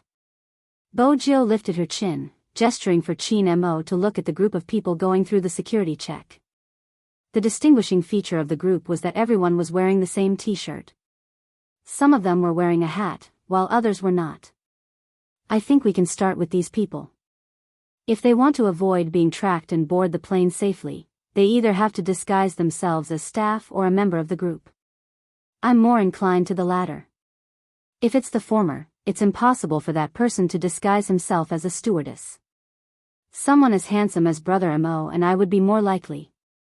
She didn't forget to praise herself for her analysis. Only a certain someone would do such a thing. But Qin Mo lifted his lips, his left hand pressing down on the youngster's head. I agree with you. With that, he turned towards the Special Forces officer beside him. According to your records, which of the 3 planes has a tour group? Reporting, young Master Chin, there are 2, both of them are from American Airlines. Which of the 2 planes takes off first? Director Huang, go and negotiate with them, try to get half an hour to an hour's time. Qin Mo said this because he knew the other party had agreed to the same amount as well. Director Huang wasn't confident. This isn't a domestic airline, it's an international route and isn't a local airline. Even the airline is from America, I'm afraid they wouldn't be willing to give up so much time. Qin Mo asked for the name of the Special Forces airline before he dialed a number from his contact list. It was an international call. Very quickly, a deep voice came from the other end. It was spoken in authentic English. Qin, what is it? Is there a business collaboration? If it's a project from your family, we won't reject anyone, no matter how much. William, I'm not looking for you to discuss a project. One of your company's planes has met with some problems in our country. I would like you to help me get an hour to delay the departure by half an hour to an hour. William smiled. What's so important? Are you going to chase after an escaped girl? That's how it is on the television. An hour is too long, I can get them to delay by half an hour. All right. I'll make the arrangements now, treat it as me returning the favor. Qin Mo hung up, turning towards the Special Forces and Director Huang. The plane will be delayed by half an hour, we need someone who is good at identifying disguises. I can't go up, the other party might recognize me and be wary of me. Is there anyone who is good at that? The Special Forces were indeed good at identifying disguises, but they weren't that good. Bojo glanced over, no one raised their hands. Brother Mo, what do you think of me? The youngster smiled devilishly, her words sharp. Everyone on the plane has become his hostage. If he knows how to fly, once he notices something amiss in the cabin, he would take action. Hence, it wouldn't be suitable for him to wear a police uniform. I'm the only one he doesn't know. Even if he sees me, he would only treat me as a passenger and wouldn't have any resistance. Time trickled by. At this moment, in the cabin, the tall and slender man seated by the window was starting to get impatient, getting more and more impatient at times like this. Everything was over, but the plane still hadn't taken off. The tall and slender man reached for the light, calling the air stewardess over. The air stewardess's smile was perfect. Sir, do you need a blanket? Or is there anything else you need? No, it's just 10 minutes before the plane takes off. The tall and slender man couldn't sit still, asking the air stewardess to check her watch. Why isn't the cabin door closed yet? The stewardess lowered her body again. I'm sorry, sir. Our plane has encountered some procedural irregularities. In addition, there are still passengers who haven't come in yet. We're in the midst of final adjustments. Please forgive us for the inconvenience. Procedural inconveniences? The tall and slender man repeated, arching a brow. He decided to wait for another 10 minutes. If the plane wasn't closing up after 10 minutes, it would be time for him to consider his next move. Based on the current situation, the old couple beside him were the best hostages. Their ability to resist was one thing, and the other was that they didn't have any powerful weapons on them. If he had a weapon, he wouldn't be able to get away with it. Therefore, holding one of the old couple hostage wouldn't just be within his control, it would also allow him to kill 10 police officers. However, he still had to wait and see. After all, if he held a hostage here, it would mean that his situation wouldn't be as perfect as it seemed. He still had to cooperate with the Chinese police. He was probably overthinking. The other party couldn't possibly know that he had already boarded the plane. They must still be checking him at the security checkpoint and boarding gate, the tall and slender man thought and looked towards the cabin door. Indeed, there were still people who hadn't boarded. What the air stewardess had said was probably true. The delay was probably due to the system adjustment. There was no problem in the cabin. He could wait a little longer. If the special forces were to enter, he wouldn't wait for them to recognize him. Once he saw them, he would take action immediately. The 10 minutes passed extremely slowly for the tall and slender man. When the 8 minutes were up, he looked at his watch again. It wasn't just him, the others were also asking the air stewardess for the reason. However, the air stewardess gave the same explanation.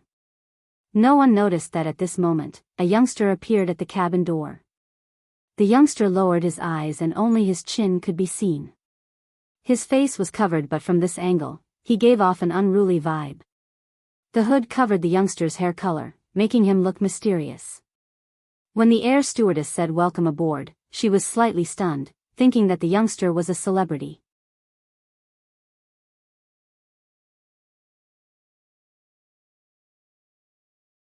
Chapter 948. As the last passenger to board the plane, Bojo didn't keep a low profile. Instead, it suited her image as a hedonistic young master. When she had been alone, she had been rather unrestrained.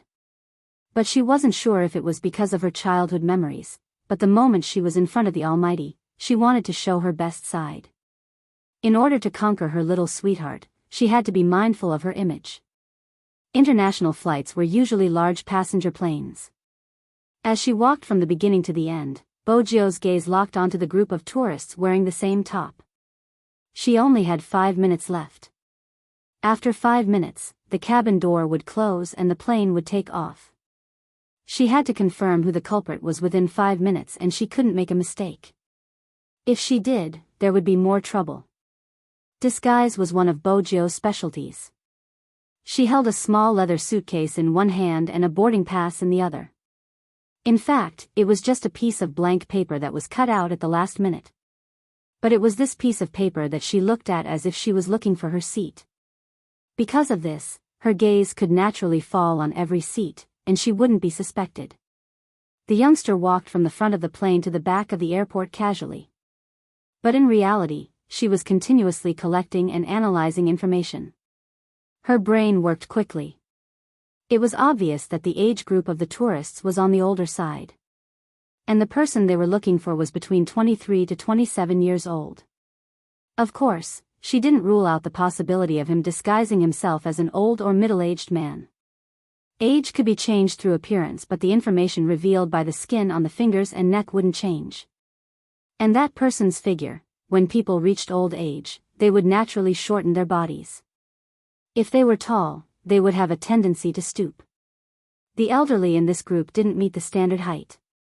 That left the middle-aged man. Bojo narrowed her eyes. Under normal circumstances, if it were her, she would also dress up as a middle-aged man. She could disguise herself as an old man for a short period of time, but the flight would take a long time. It would be easy to be noticed. It wasn't easy to alight from the plane, and they had to enter the country from America. Hence, the target was shortened to 5, regardless of gender. But the culprit was a man. She couldn't rule out the possibility of him being a woman. First, she had to see if the middle-aged woman was really a woman. Many people looked at the Adam's apple when judging a man or woman.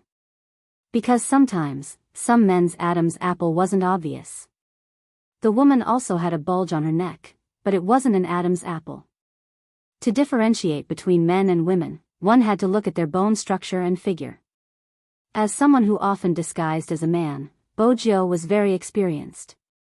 Hence, she never wore short sleeves. This was the only way she could fool the Almighty.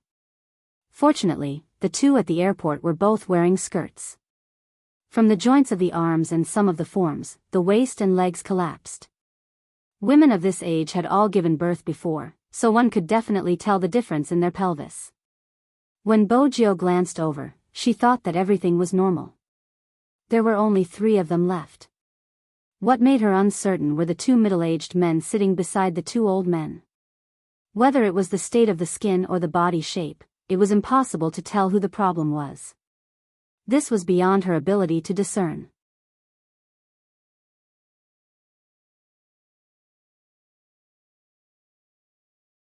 Chapter 949. The stewardess's voice rang out once more, signaling for the passengers to return to their seats. She had to find the culprit before the cabin door closed. Bojo had to drag the culprit down before the plane took off. Otherwise, what would happen to the National League? Once the plane took off, it would take more than a day for them to return. Was it the one on the left or the one on the right? Bojo pondered as she walked forward. She paused for a second. In that second, there was only one thought in her mind. If it was the Almighty, how would he differentiate? Actions were controlled by the person. Words and appearances could be deceiving. But his actions and micro-expressions were subconscious. This was when she had been very young. Her little canine pet had told her about it. At that time, she had been obsessed with dismantling keyboards and climbing walls. He had been the only one who had been leaning against the headboard like a little prince, dressed in pure white pajamas, reading a book that she couldn't understand. It had been like a bedtime story, reading to her. From time to time, he would pull himself away from the book, glancing at her sleepy eyes. Stupid. He wouldn't forget to pat her when he said those words. When she had been young, he had taught her half of the things she knew. Sometimes, humans were mysterious. The influence between them seemed to have been predestined from the start. Hence, when Bojo walked forward again, her dark gaze landed on their expressions and actions. Both of them were anxious. After all, everyone wanted to know when the plane would take off. However, after one of them raised his hand to look at the time, he began to play with his phone again, as if he was chatting. The other one turned towards Bojo, his gaze making it seem as though he had to be wary of anyone who entered. Bojo didn't avoid his gaze. Instead, she walked towards him with her boarding pass, just like an ordinary person looking for her seat. She walked forward with her small luggage, glancing at the seat number from time to time. Seeing this, the tall and slender man shifted his gaze back to his watch. After all, in his eyes, a high school student posed no threat at all. Moreover, the last person who came up was carrying a suitcase. If they were really here to capture him, they wouldn't take anything with them. The tall and slender man thought of the usual Interpol methods. But he wasn't aware of it. The young man in front of him was most familiar with how criminals thought. If she was the one escaping, she would also pay attention to the last person to enter the plane, and she would also observe who didn't take their luggage. Therefore, before entering the plane, the first thing she did was to grab a small suitcase. There was nothing in the suitcase, but she dragged it along to complete a layer of disguise. Bojo placed the suitcase down. She seemed to have found her position, but she wasn't sure. She glanced back and forth. At this moment, the tall and slender man was even less concerned.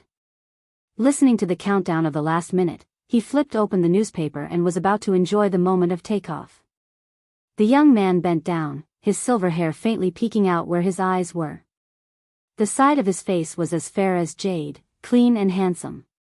"Sir, you seem to be sitting in the wrong seat. F12D, is this the right seat?" Bojo handed the boarding pass over. The tall and slender put down the newspaper and said in a normal voice, "This is my seat.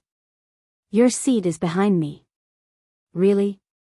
The youngster laughed, a sinister aura in her voice. "I don't think your seat should be here, it should be in prison."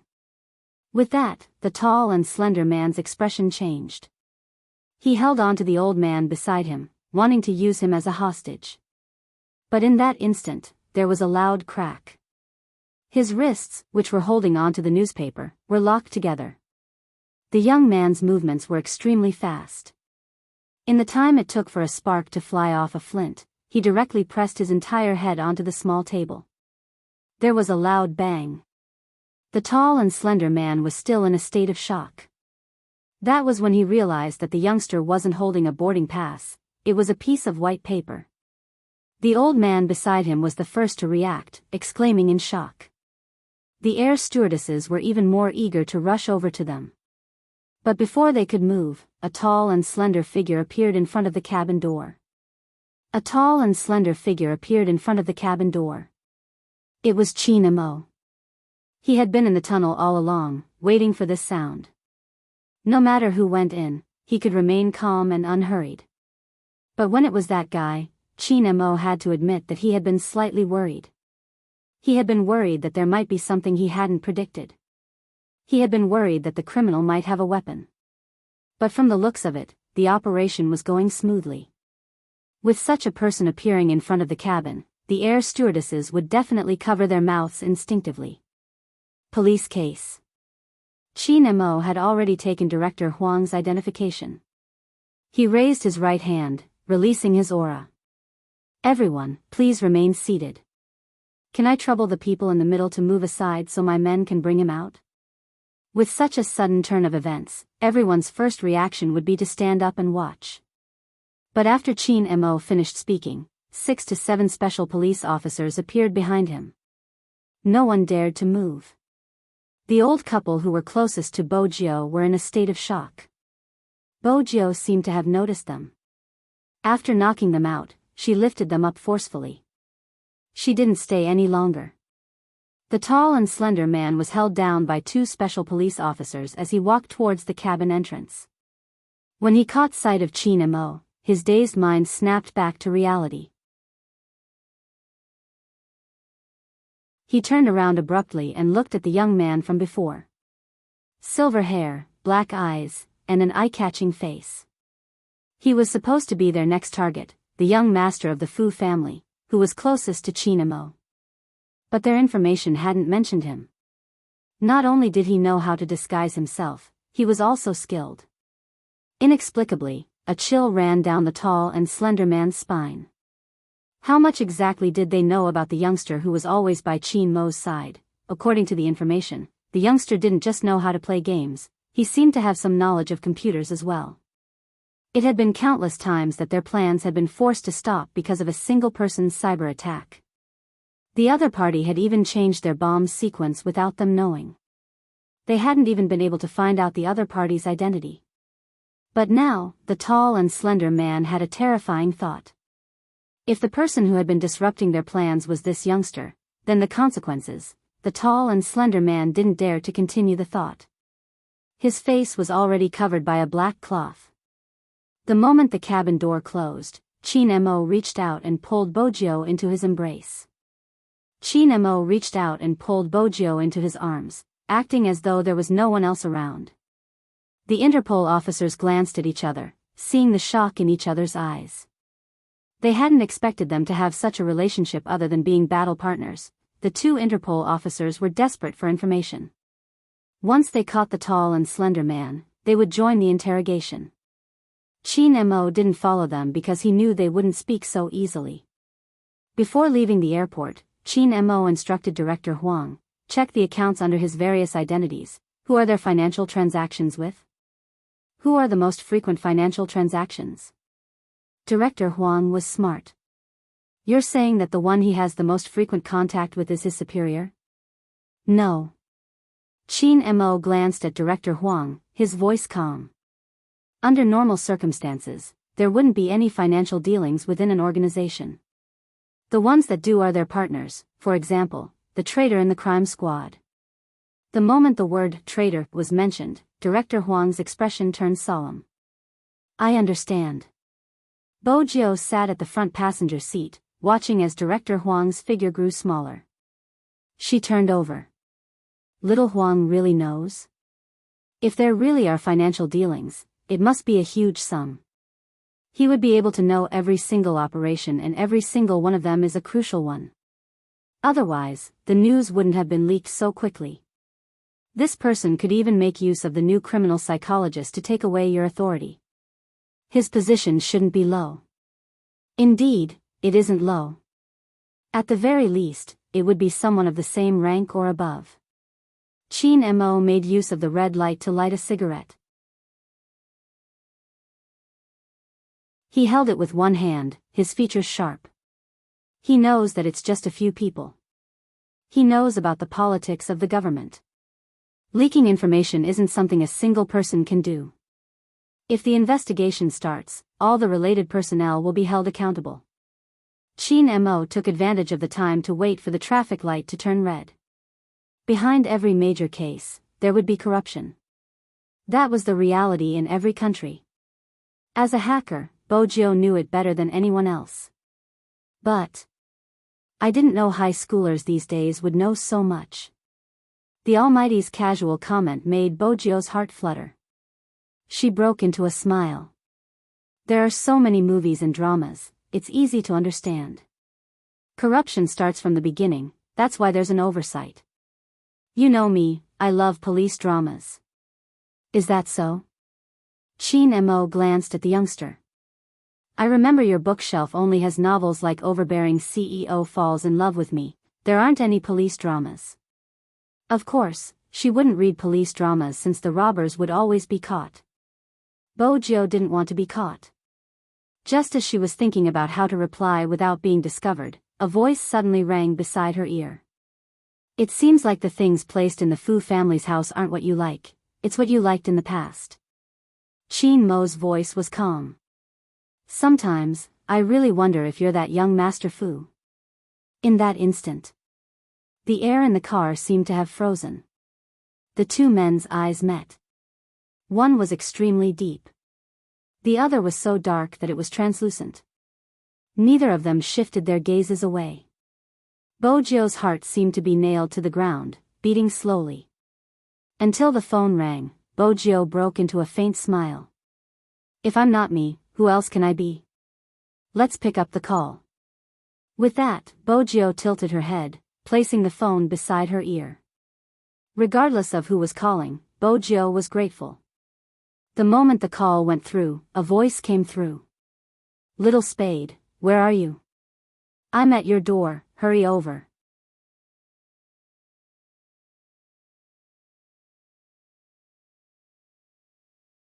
Chapter 950.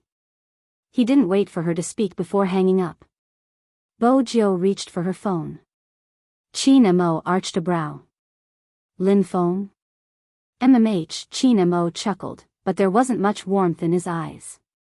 Do you really intend to sleep there? From your tone, it sounds like it.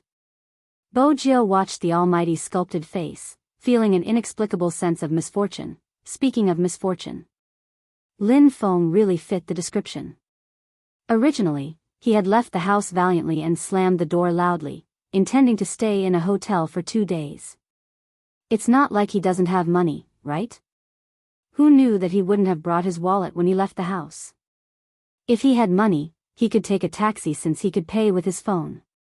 But he needed an identification card to stay in a hotel. He couldn't leave in the day and return at night. How could that be considered running away from home? It would be like a child playing house. But for him to return to get his identification card, it would be too embarrassing. Yunhu must be mocking him now. How could he be so hesitant to leave home? All the more reason why he couldn't return. He would definitely find fault with him. Even if he didn't find fault with him, he would definitely take a look at him. Not to mention the things written in the text. It was too frightening. He actually wanted to use those techniques on him. F***ck, did he really think he was a pushover? That was why he had to wander outside. Thinking of this, Lin Feng kicked the wall heavily. The kick was so painful that his entire body arched. F***ck. This was the scene that Chin Mo and Bojo saw when they drove back. Honestly, only a naive person would kick a wall when they couldn't get over it. Lin Feng's existence was the perfect definition of that word. Bojo rolled down the car window. She leaned against the window and whistled. After hearing the whistle, Lin Feng's first reaction was to look behind him. He saw the silver-haired youngster sitting in the car, looking at him with a leisurely smile on his lips. This posture is really handsome. That's right. Lin Feng was about to say more when he realized that the car in front of him was familiar. When he took a closer look, he saw a noble and aloof face. All of a sudden, Lin Feng swallowed the words he wanted to say. F***ck, why didn't Little Spade tell him that Captain was here too? Lin Feng knew how to restrain himself in front of Chin Mo. For example, he didn't place his arm around Little Spade's body like he usually did. Instead, when they reached the living room, he started to complain. Anyway, I don't plan to go back. Arrange a room for me. Bojo glanced at Lin Feng, thinking that he wouldn't be able to win against Almighty Yun at his level. He hadn't considered the possibility of him finding his way over. You don't know how miserable I've been lately. Lin Feng hugged the cushion on the sofa. He glanced up at the ceiling before turning to Bojo. I'm a grown man and I still have to guard against my brother taking advantage of me. In the past, we could still talk about the weather and girls. When the room gets hot, we could remove our shirts whenever we wanted. We could play games or watch porn together. Now, I have to wrap myself up tightly at home. Let's not talk about putting our arms around each other's shoulders. If we were to get any closer, I would lose my integrity. Motherf asterisk cur, of all the things that guy could be thinking about, he just had to think about my chrysanthemum. Bojo didn't say a word. She just smiled. Little submissive Lin looked rather pitiful. Hey, little spade, do you have beer? Lin Feng didn't feel like he was suffering at all. He was the one attacking, wasn't he? Bojo didn't want to laugh too much. She held her chin and arched a brow lazily. Yes, why? Give me a can first, I'm suffocating. Lin Feng placed the cushion at the side, his eyes bright.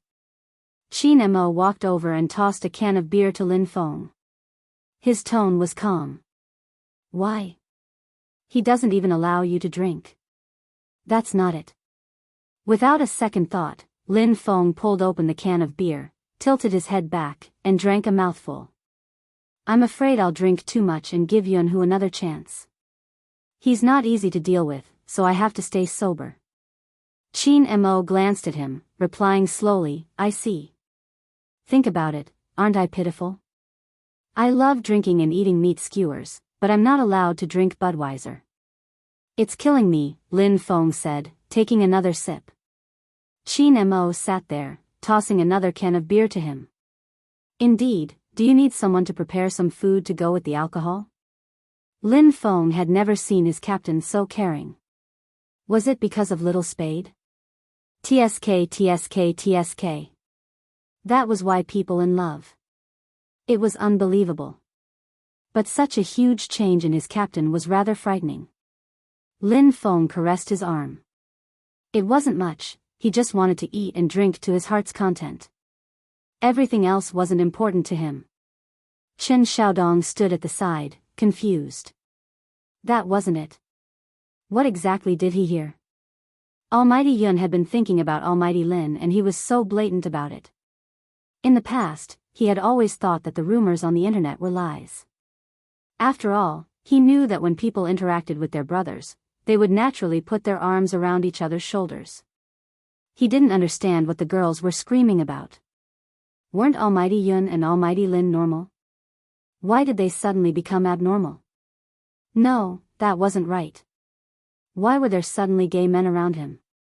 Young master was gay, Almighty Qin had been turned gay by his young master and now, Almighty Lin and Almighty Yun were at such a stage, it could be said that as a straight man, he was under a lot of pressure when there were gays around him.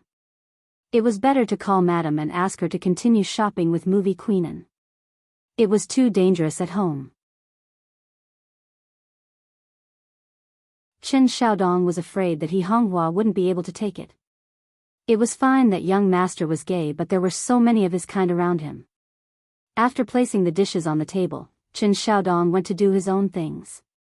Before he left, he glanced at the empty beer cans at the side.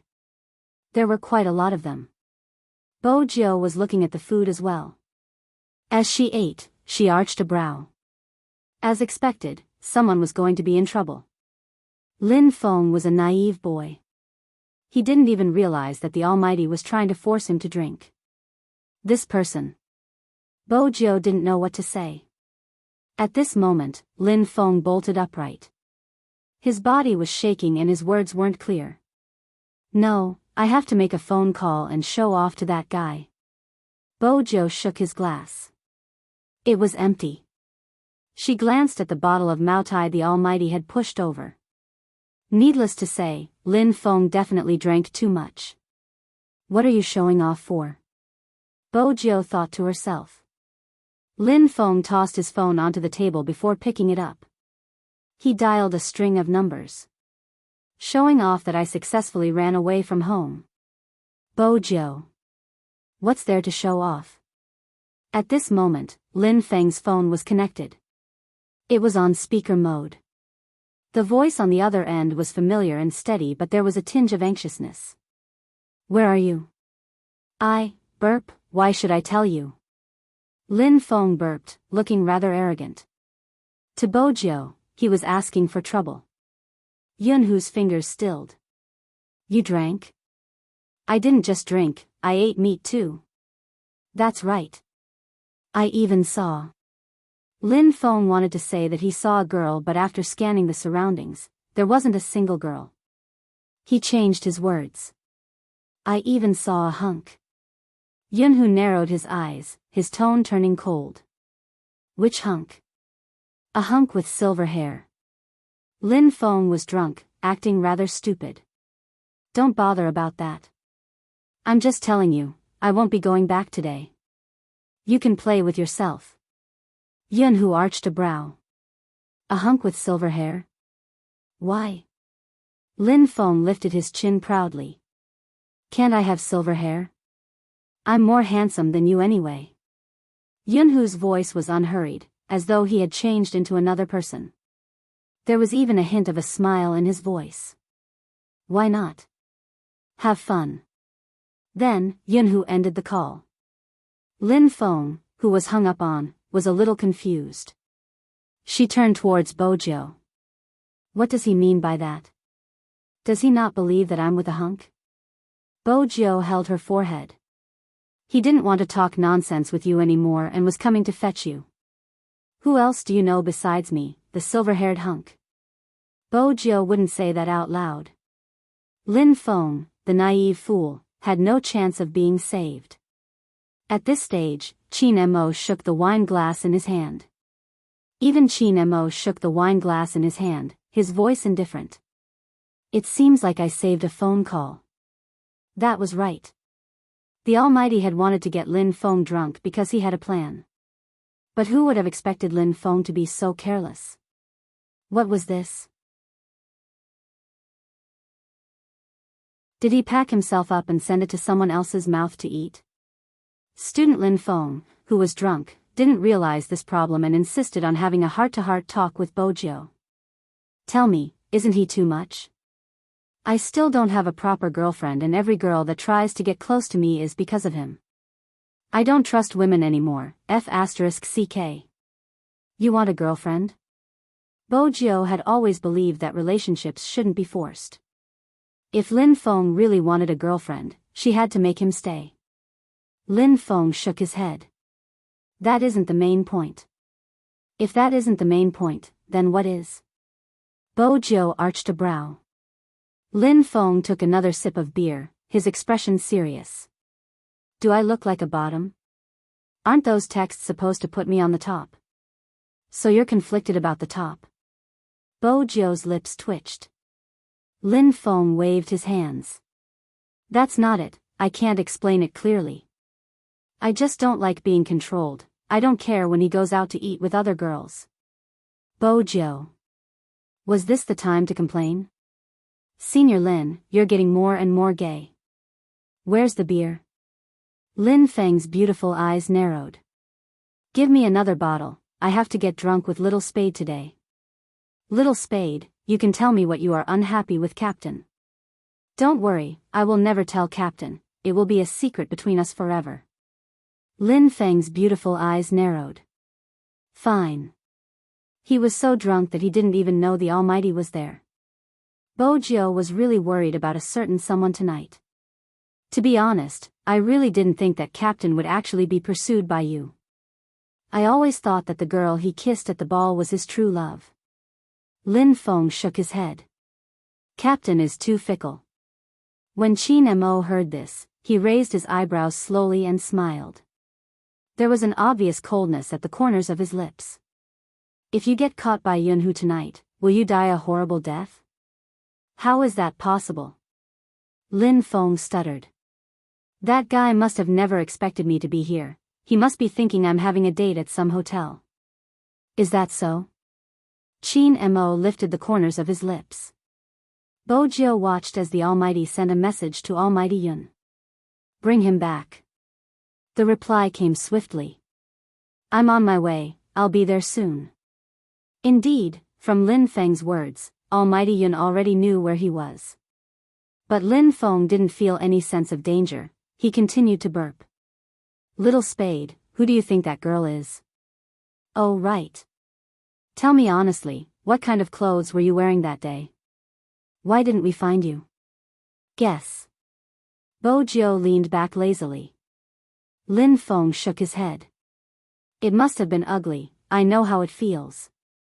Dressing up as a girl is going to kill straight guys like us. Burp, that's not right, you aren't straight, you are gay. Wait a minute, stop swaying, let me see for myself. Why does it look so familiar? I remember now, that girl had the same eyes that day. Bojo frowned, wondering if she had been recognized. She didn't want to be recognized. Her head hurt. Even Chin Mo turned to look at Lin Feng when he heard this. It was obvious that Lin Feng was still deep in thought, but only he knew what he was thinking. Bojo was about to speak. Lin Feng slapped his forehead. Little Spade, don't tell me you have a younger sister that you haven't introduced to us. Bojo. What a naive mind, always so curious. Your younger sister is really pretty. Lin Feng was lost in his own imagination. Did Captain agree because you look similar to your younger sister? Sigh. It's another story about a substitute. Little Spade, you're really pitiful. Bojo was speechless. Why would a straight guy like you want to read a substitute story? Who said a straight guy can't read a substitute story? Lin Feng shouted again. I like it. When Chin Mo heard this, he lost his patience. He sent a few more words. Where are you? Very quickly, 2 words appeared on the screen. Entrance. After Chin Mo finished reading, he stood up without a change in expression. Lin Feng hooked his arm around Bojo's shoulders, speaking the truth between brothers. Brother, let me tell you, there aren't any good men. If Captain treats you as a substitute, you have to kick him out. I will fight with you and kick Huzi out. I think you should turn to take a look before you say that.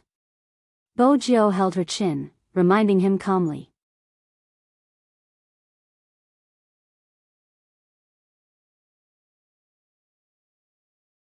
Chapter 951. The moment Lin Feng said that. In an instant.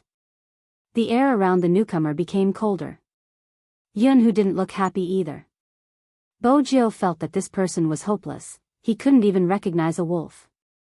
It would be strange if he wasn't taken away. Yun who glanced over at him. Lin Feng was still chuckling. Come, handsome, sit down and have a drink. This skill of being familiar with others was really inviting a wolf into the house. Bojo watched as Lin Feng drank another can of beer. Yun who was sitting beside him. He touched his lips subconsciously, but he didn't even press his lips. Lin Feng was straightforward, slapping his tongue. Handsome, have we met before? With that, Lin Feng frowned again, leaning towards Bojo seriously. He lowered his voice. Little Spade, don't you think this guy looks like someone? Bojo replied lazily. A little. She sat back and watched as Lin Feng courted his own death. Burp. Wait a minute, let me think. Lin Feng shook his head, his expression solemn. It wasn't easy for him to make eye contact. His gaze wasn't as blurry as before, but when he met that chiseled and handsome face, he froze. He pulled Bojo over, turning his head. F***CK. Why is he here? When did he come? How did he find us? This isn't logical. Bojo took out her phone, smiling faintly as she pressed the record button, gesturing for him to listen carefully. Lin Feng was still in a daze, swaying back and forth before he heard the voice. Where are you? Burp, why should I tell you? You drank? I didn't just drink, I ate meat too. That's right. I saw a hunk. Which hunk? A silver-haired hunk. You don't have to care about this. I'm telling you, I'm not going back today, you can play with yourself. A silver-haired hunk? Why? Can't he have silver hair? He's more handsome than you anyway. There's nothing wrong with that, have fun, do. After listening to this recording, Lin Feng's IQ was finally restored to its previous level. Now that he knew the truth, he was on the verge of tears. He wished he could find a hole to crawl into and bury himself alive. He was the one who said that Yunhu would find his way here. From the moment he entered, Yunhu hadn't said a word. Instead, he swept a glance at the empty wine cans on the ground. There were about a dozen of them.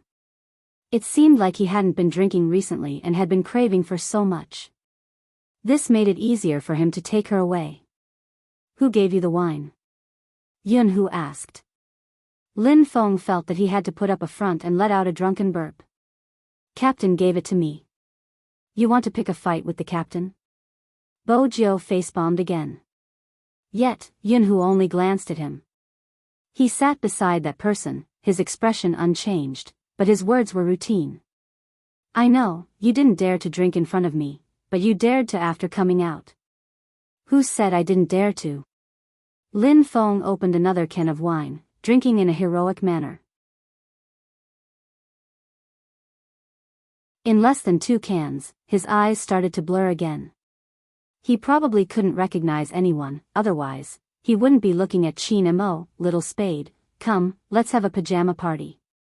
With that, he leaned towards Qin Mo. Qin Mo blocked him with his left hand, his eyes fixed on Yunhu. Aren't you going to take him away? Yunhu pulled Lin Feng back. You want to have a pajama party? Burp, yes. Lin Feng stood up shakily. Yunhu pulled him towards the door. Let's go home, I'll play with you. Lin Feng didn't even know how Yunhu had shoved him into the car. He was still dizzy. He looked sober, glancing up with a determined expression. I'm not going home. I'm still running away from home. Then, where do you want to go? Yunhu glanced at the road ahead. Lin Feng glanced outside, burping again. To the hotel. No, I can't go to the hotel. I didn't bring my identity card. If Yunhu finds out, he will definitely mock me. Is that so? Yunhu watched a certain someone in a daze. This fellow was still as careless as before, forgetting his wallet when he left home. Lin Feng replied, burping again. After a while, he asked, why does this road look so familiar? The roads are all the same, of course it looks familiar. Yunhu continued to turn the steering wheel. Lin Feng narrowed his eyes, looking extremely heroic. You're right, where are we going now? To my house. Yunhu's voice was still as calm as before.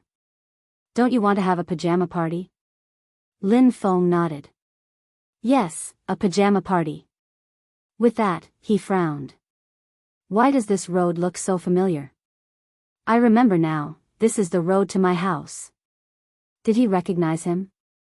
At a red light, Yunhu stopped the car, turning his head, meeting a certain someone's hazy eyes. Lin Feng didn't realize how much his face could hurt the people who liked him. Moreover, when he was drunk, it made people want to go over and kiss him. I got it. Lin Feng shook himself, trying to sit up straight. Your house and mine are in the same direction. Handsome, we are really fated. Indeed. Yunhu restarted the car, thinking that he shouldn't have placed too much hope on a certain someone's intelligence. Lin Feng felt a little high. Burp, we have to have another drink. It's fated. Sure. Yunhu drove the car into the courtyard. Lin Feng looked around. Military Base 1, burp, it seems real. When did such a small area appear beside our house? Why didn't I know about it? Yunhu changed the gear, stopped the car, and helped Lin Feng down. No, that's not right, I'm still running away from home. This is military base 1, I want to go that way. Lin Feng pointed in the direction of the main entrance. Yun Hu helped him forward 3 steps. This is the right way. Do you think I can't tell the direction when I'm drunk? Lin Feng shook his head, trying to sober himself up. I'm telling you, I can still drink another 30 bottles. Let's go back to the room, I'll drink with you, Yun Hu said faintly, carrying Lin Feng up. The two of them even had their auras entangled together, even though there were other cars in the courtyard, the headlights couldn't reach them. It was as if the two of them were in another small world. No one would disturb them. The night sky darkened. Fu family's villa. At this moment, Bojiu felt that it wasn't a good thing that the naive Lin Feng had left. With Lin Feng around, she would at least be safe. But now, she wasn't so sure. The Almighty's unique minty tobacco scent wafted through the air. Is there something you forgot to do? What? Bojiu arched a brow. Help me bathe. Qin Mo inched closer, so close that Bojiu stilled. She tilted her head to look into his deep eyes.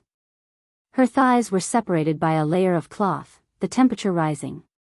Her breath became his scent, as though the Almighty's scent was infecting her body. Before Bojiu could open her mouth, her words were cut off by a kiss. First, it was a light lick. Once his handsome face was so close, it was easy to lose her ability to think. Qin Mo used this force to carry her up and sit on the sofa. His tongue pushed open her lips and entered her mouth, their tongues intertwining. He didn't give her any chance to regret. Bojiu couldn't resist his kiss. The numbness at the tip of her tongue and the melting water kneading made it hard for Bojiu to breathe. Until the Almighty released her.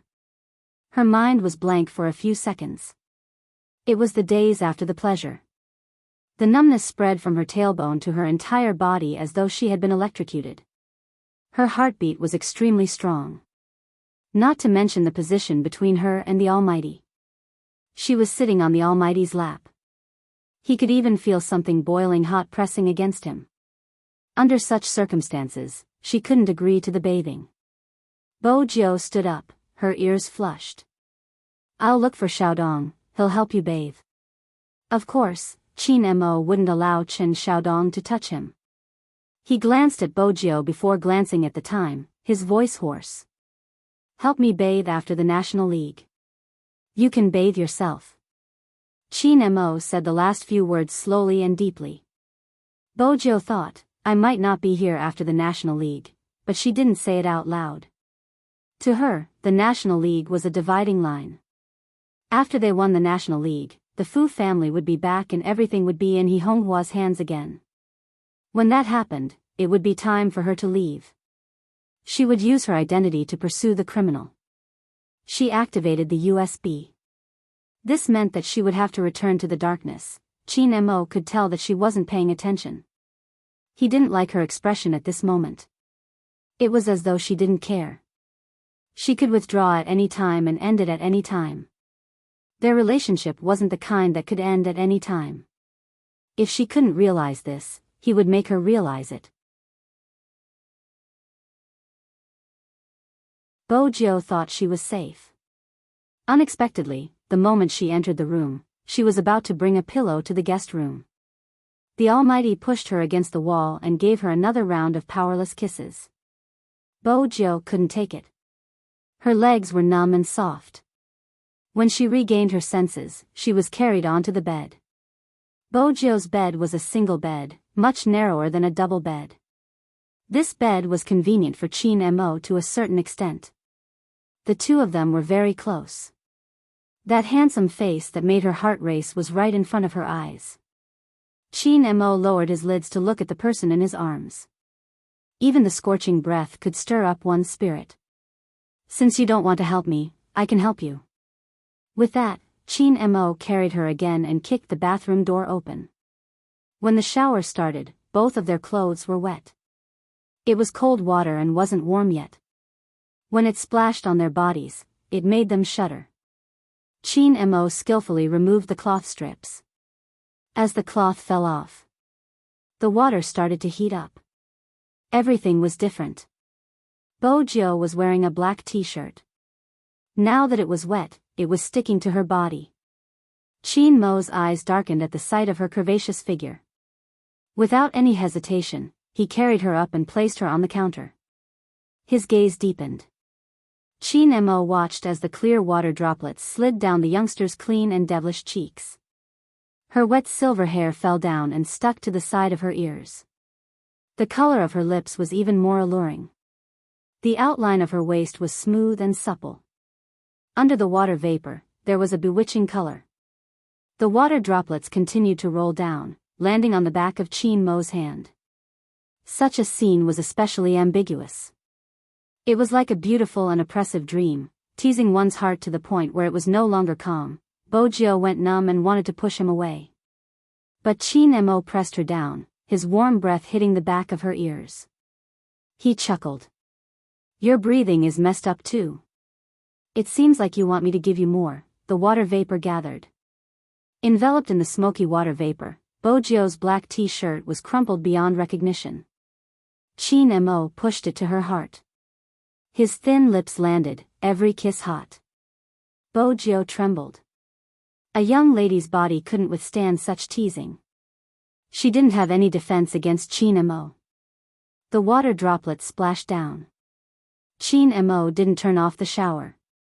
When he stepped on her pants, he arched his waist and barged in.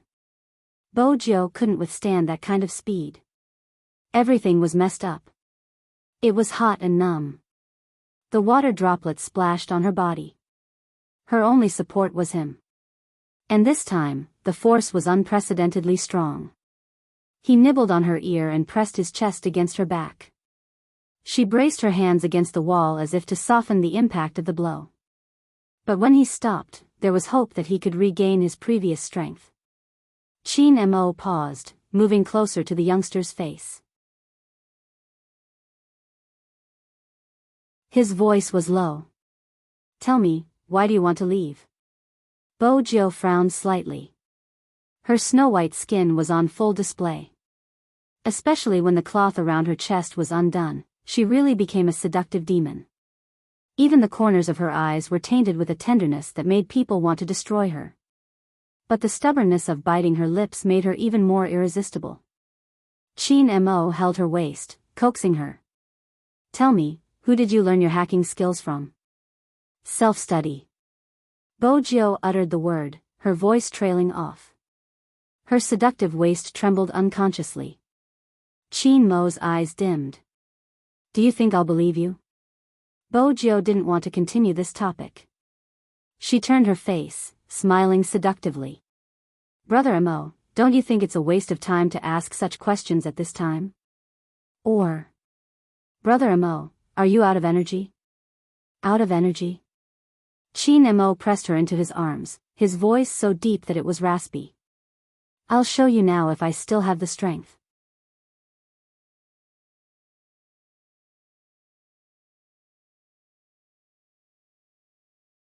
Chapter 952. When Bojo dashed out, her waist and legs were still affected. But after teasing the Almighty, she was still in a good mood. Even when she was eating breakfast, her lips were still in a smile. Chen Xiaodong arranged the things before heading upstairs and knocking on the guest room door. He wondered if Almighty Qin would have a bad temper when he woke up. Madam had passed the task of waking him up to him. He was really scared out of his wits. He knocked 3 times but no one answered. Chen Xiaodong pressed his ear against the door, about to say something. The door behind him opened. Almighty Qin walked out with one hand in his pocket. He seemed to have just showered. He glanced at him, his gaze slow. "What's the matter?" Chen Xiaodong stilled. He glanced at the guest room he had knocked on and then at the room Almighty Qin had come out from. His mouth was wide open enough to fit an egg. Almighty Qin had just come out from young master's room? At this hour? He had come out from young master's room. There was too much information. Chen Xiaodong could only hold it in. He couldn't say anything.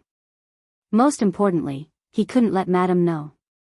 This time, young master was completely gay. He Honghua didn't know what was going on. She just felt that her Jiu was sitting there, her lips were a little pink, and her eyes seemed to be open. After a night, she seemed to look much better. Her skin was still white, an indescribable change. Bo Jiu bit on a youtiao. Her waist was slightly sore, but with He Honghua around, she couldn't rub it. Fortunately, a phone call came in, allowing her to change her posture. Bo Jiu was delighted when she saw the caller. It was Lin Feng, that naive boy. Hello.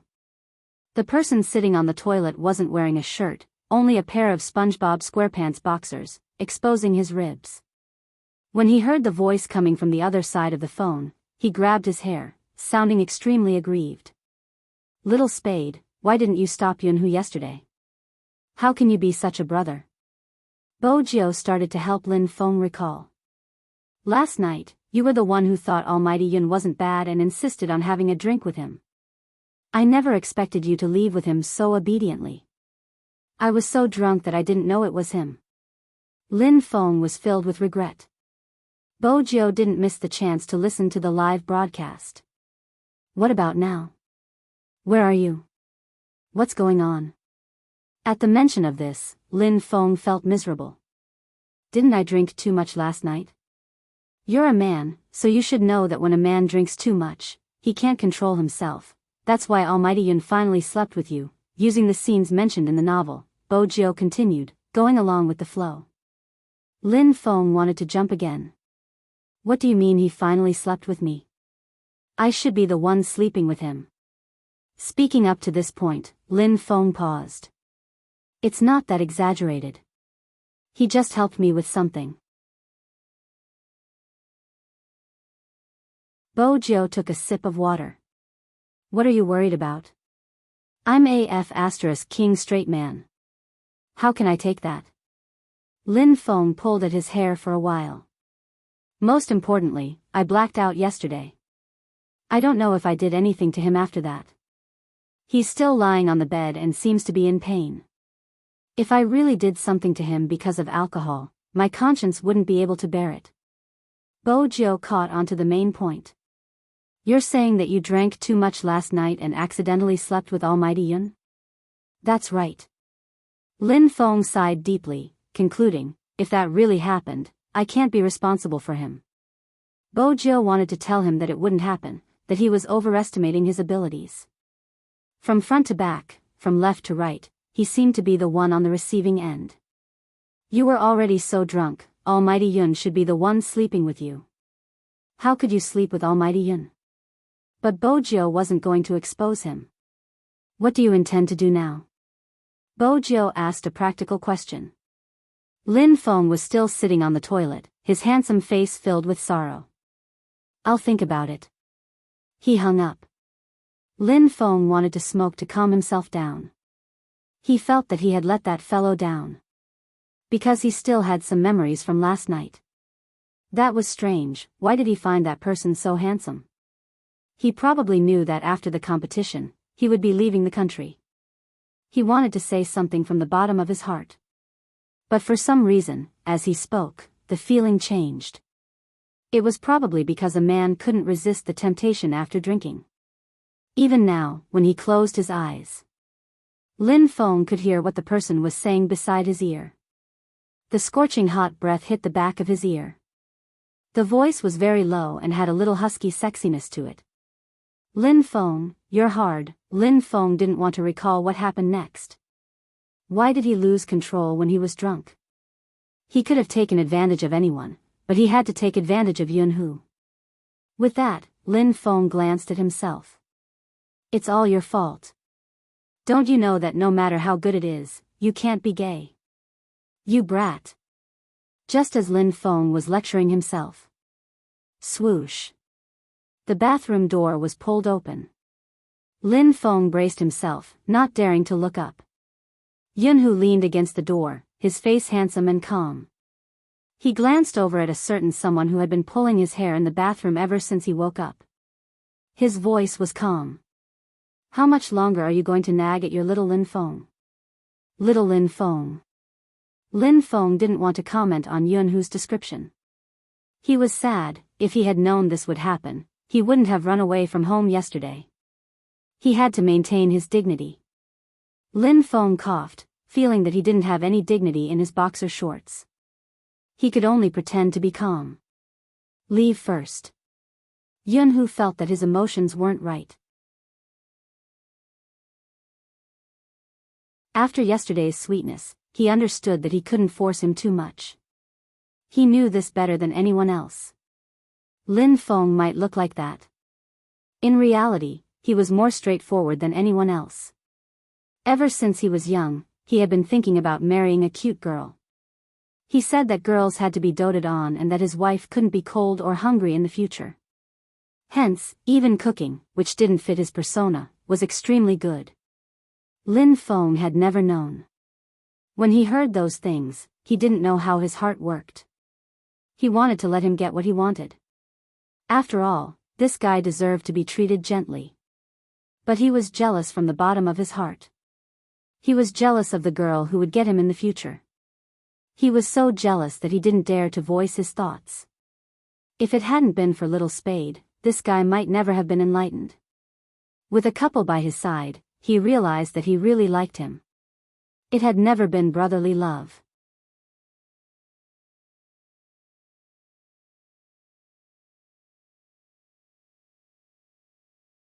Chapter 953. With that in mind, Yunhu's entire being became indescribably gloomy. His heart felt as though it had been stabbed. Regardless of how strong he appeared in front of that person, when he sat like this, he still felt a sense of despair. Bang! Lin Feng had probably made up his mind. He rushed out of the washroom. Originally, he wanted to tell him in one go that he really couldn't be gay and that they could be brothers again. But when he saw that person sitting there with a pale side profile, he couldn't say the words that were at the tip of his tongue. After all, Yunhu really looked as though he had done something to him. He looked a little pitiful. He had never seen such an expression on his face before. Come to think of it, it made sense. Even if Yunhu was gay, he should be the one on top. He could just treat him as a straight man. It probably wouldn't be easy for him to accept being defiled by him. When Yunhu heard the commotion, he glanced over. He had already recovered his usual calm demeanor, that gaze emotionless. But Lin Feng felt that there was a lot of meaning behind that gaze.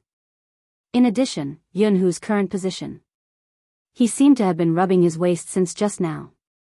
Even though Lin Feng was a newbie, he was a newbie who had seen porn. Every person who had been F** had probably looked like Yunhu now, his waist uncomfortable and different from usual.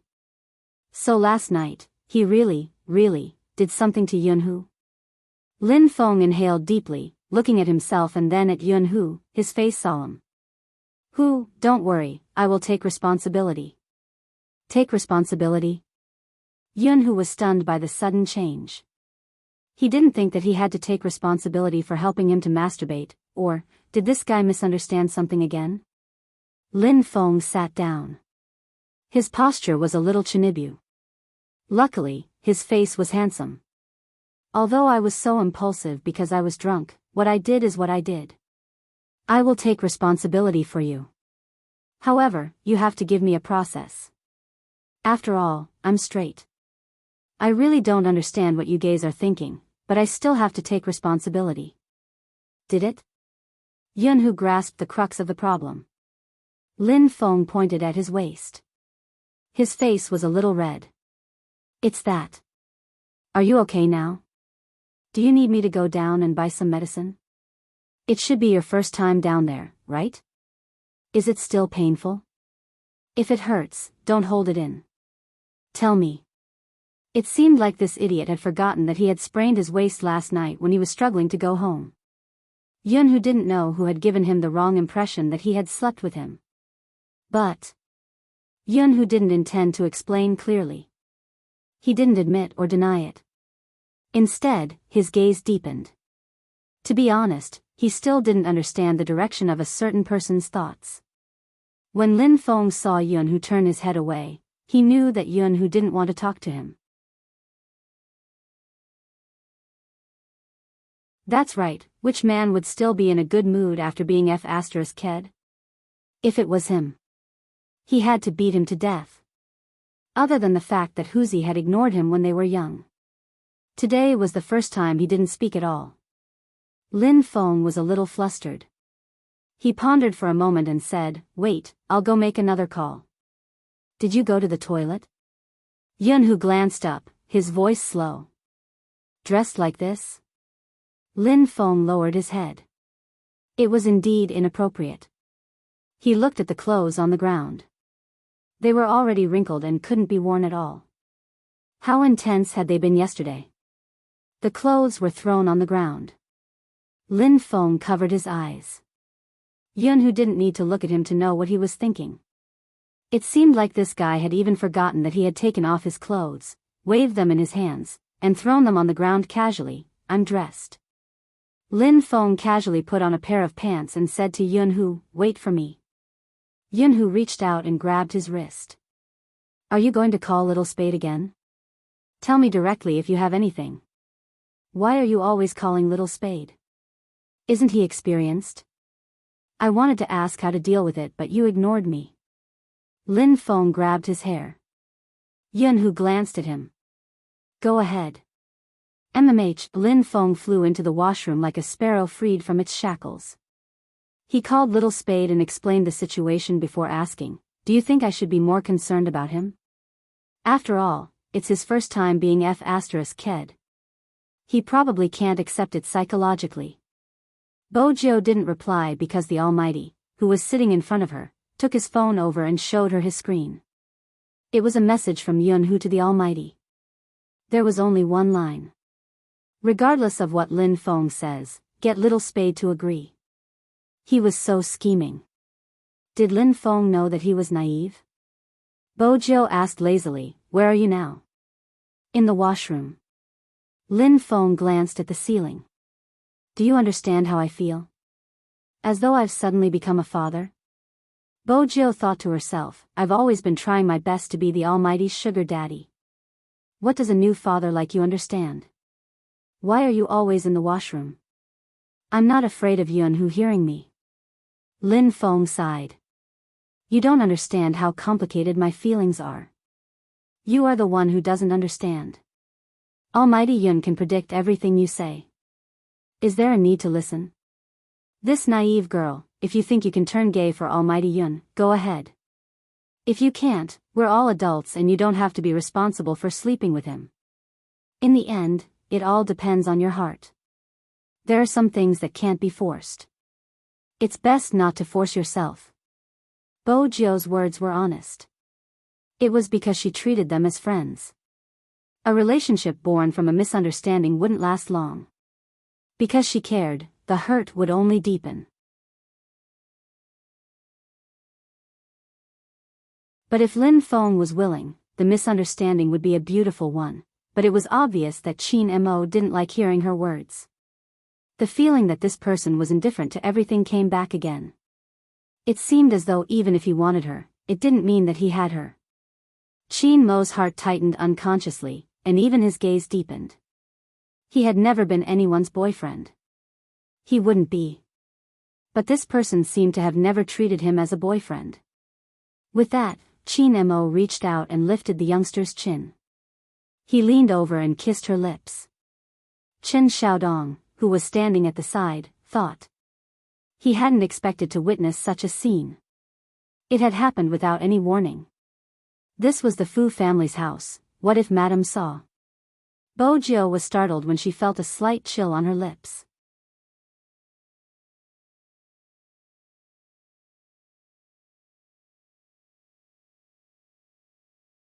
Chapter 954. Bojo hadn't expected the Almighty to kiss her all of a sudden. She was still holding the phone in her hand, her clean and fair face paused for a moment. She even forgot what she wanted to say. She could only look at the handsome face in front of her. When the kiss ended, her lips were brushed by his, and it was cold and ticklish. After Yunhu sent the WeChat message, he stuffed his phone into his pocket. When he saw him come out, he pretended to be uneasy and said, "You don't have to take responsibility, we are both guys." It's normal to sleep for a night. It's good enough that you didn't despise me. If Yunhu hadn't said that, Lin Feng wouldn't have felt sorry for him. Especially when he tilted his head, which made him look slightly fragile. Are you sure it's fragile? Qin Mo looked at the person in front of him who was holding her phone in a daze. Because she had just woken up, her silver hair was still fluffy. She looked like a little tiger that wanted to be pampered. He couldn't help but lift his thin lips and lean over to kiss the corner of her lips. Chen Xiaodong. Mommy, I really don't want to see two guys kissing in front of me. I'm a straight guy, I'm gay. In Almighty Qin's eyes, didn't he, a third wheel, exist? Obviously not. Sometimes, kissing was a way to declare his ownership. It wasn't just to let others know, it was also to let Bojiu know that she wasn't a big deal. Bojiu blinked. The Almighty's gaze seemed to be deep. He seemed to like her, but at the same time, it seemed like he wanted to stuff her into the bin. Hey, little spade. Hey. Why aren't you saying anything? Is there no signal? On the other end of the line, Lin Feng glanced at his phone, assuming that the washroom was blocking his communication with his brother. Forget it, I've decided. I'm going to lay my cards on the table. Lin Feng put away his phone and pulled open the wooden door of the bathroom. Lin Feng's gaze was heavy.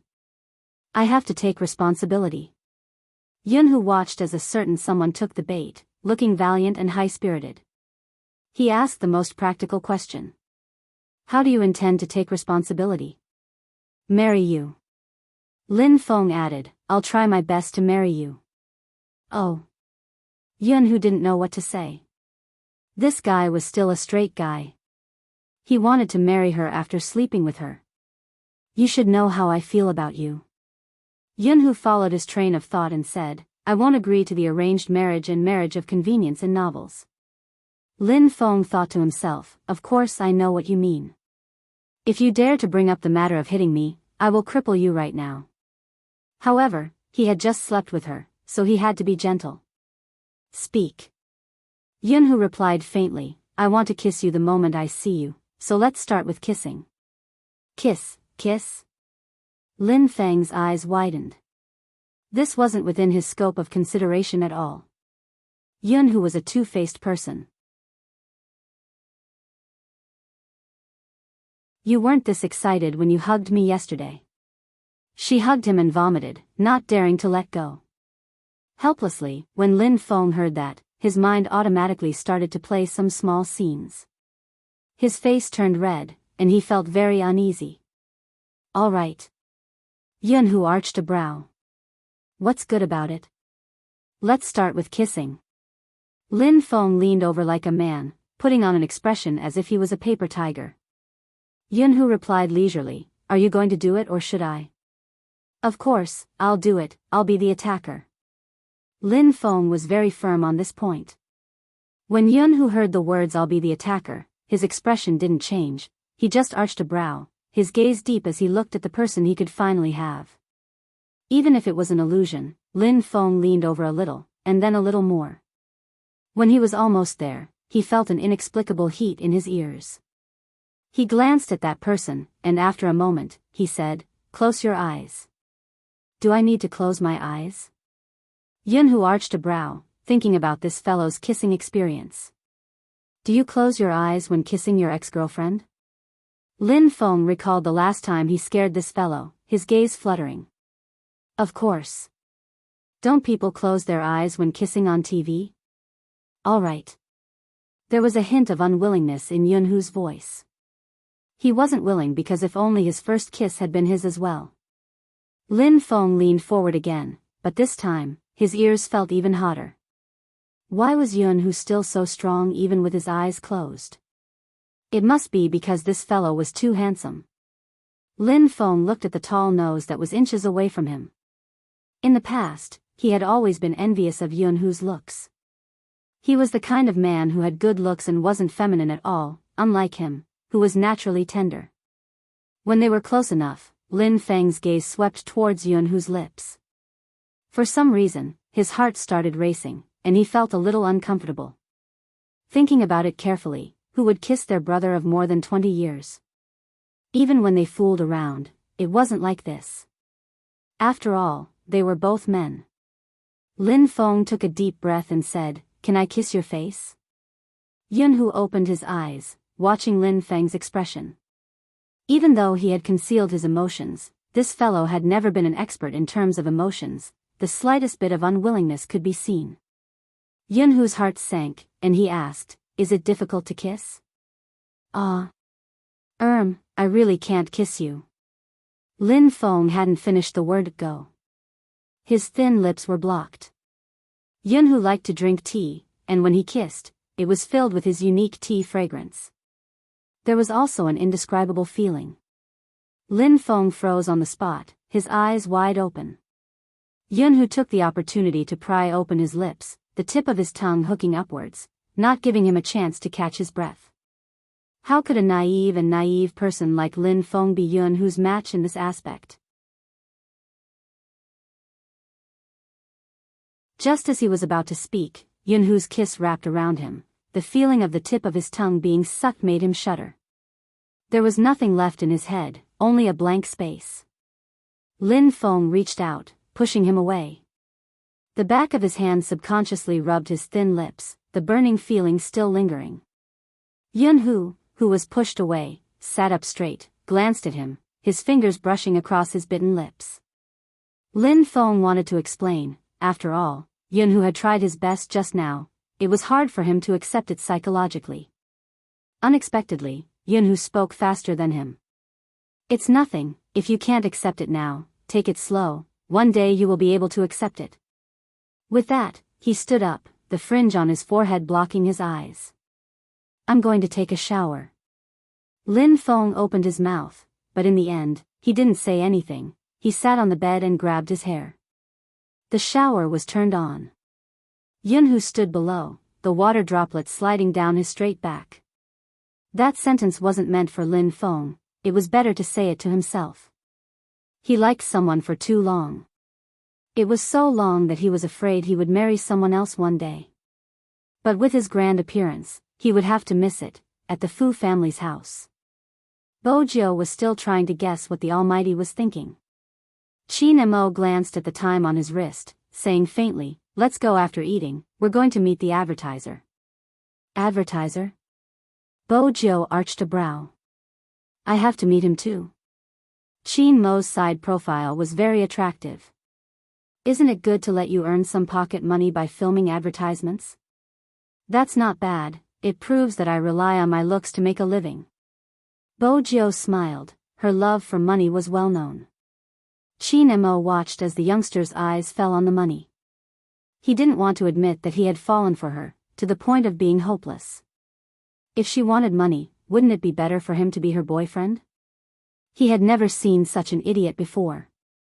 Qin Mo lowered his gaze, glancing at the display on his phone. It was Feng Yi, the car had arrived, 10 p.m. in the advertising studio. Due to the large amount of investors, there were many celebrities in the studio. Yi Sihua and his manager, who had tried to embarrass Bojiu at the gathering 2 days ago, were among them. These 2 days, Yi Sihua's popularity had soared. A popular youth idol drama had helped him gain a lot of fans. But that wasn't the reason for the rise in popularity. The real reason why his value had skyrocketed was because he had appeared on the casting list of an international director, William. Everyone knew that anyone who could show their face in such a blockbuster would have a different meaning in the industry. But Yi Sihua was difficult to negotiate with. The advertiser had already given him a persona. They felt that it wasn't outstanding enough and insisted on 2 more scenes. This advertisement was different from the others.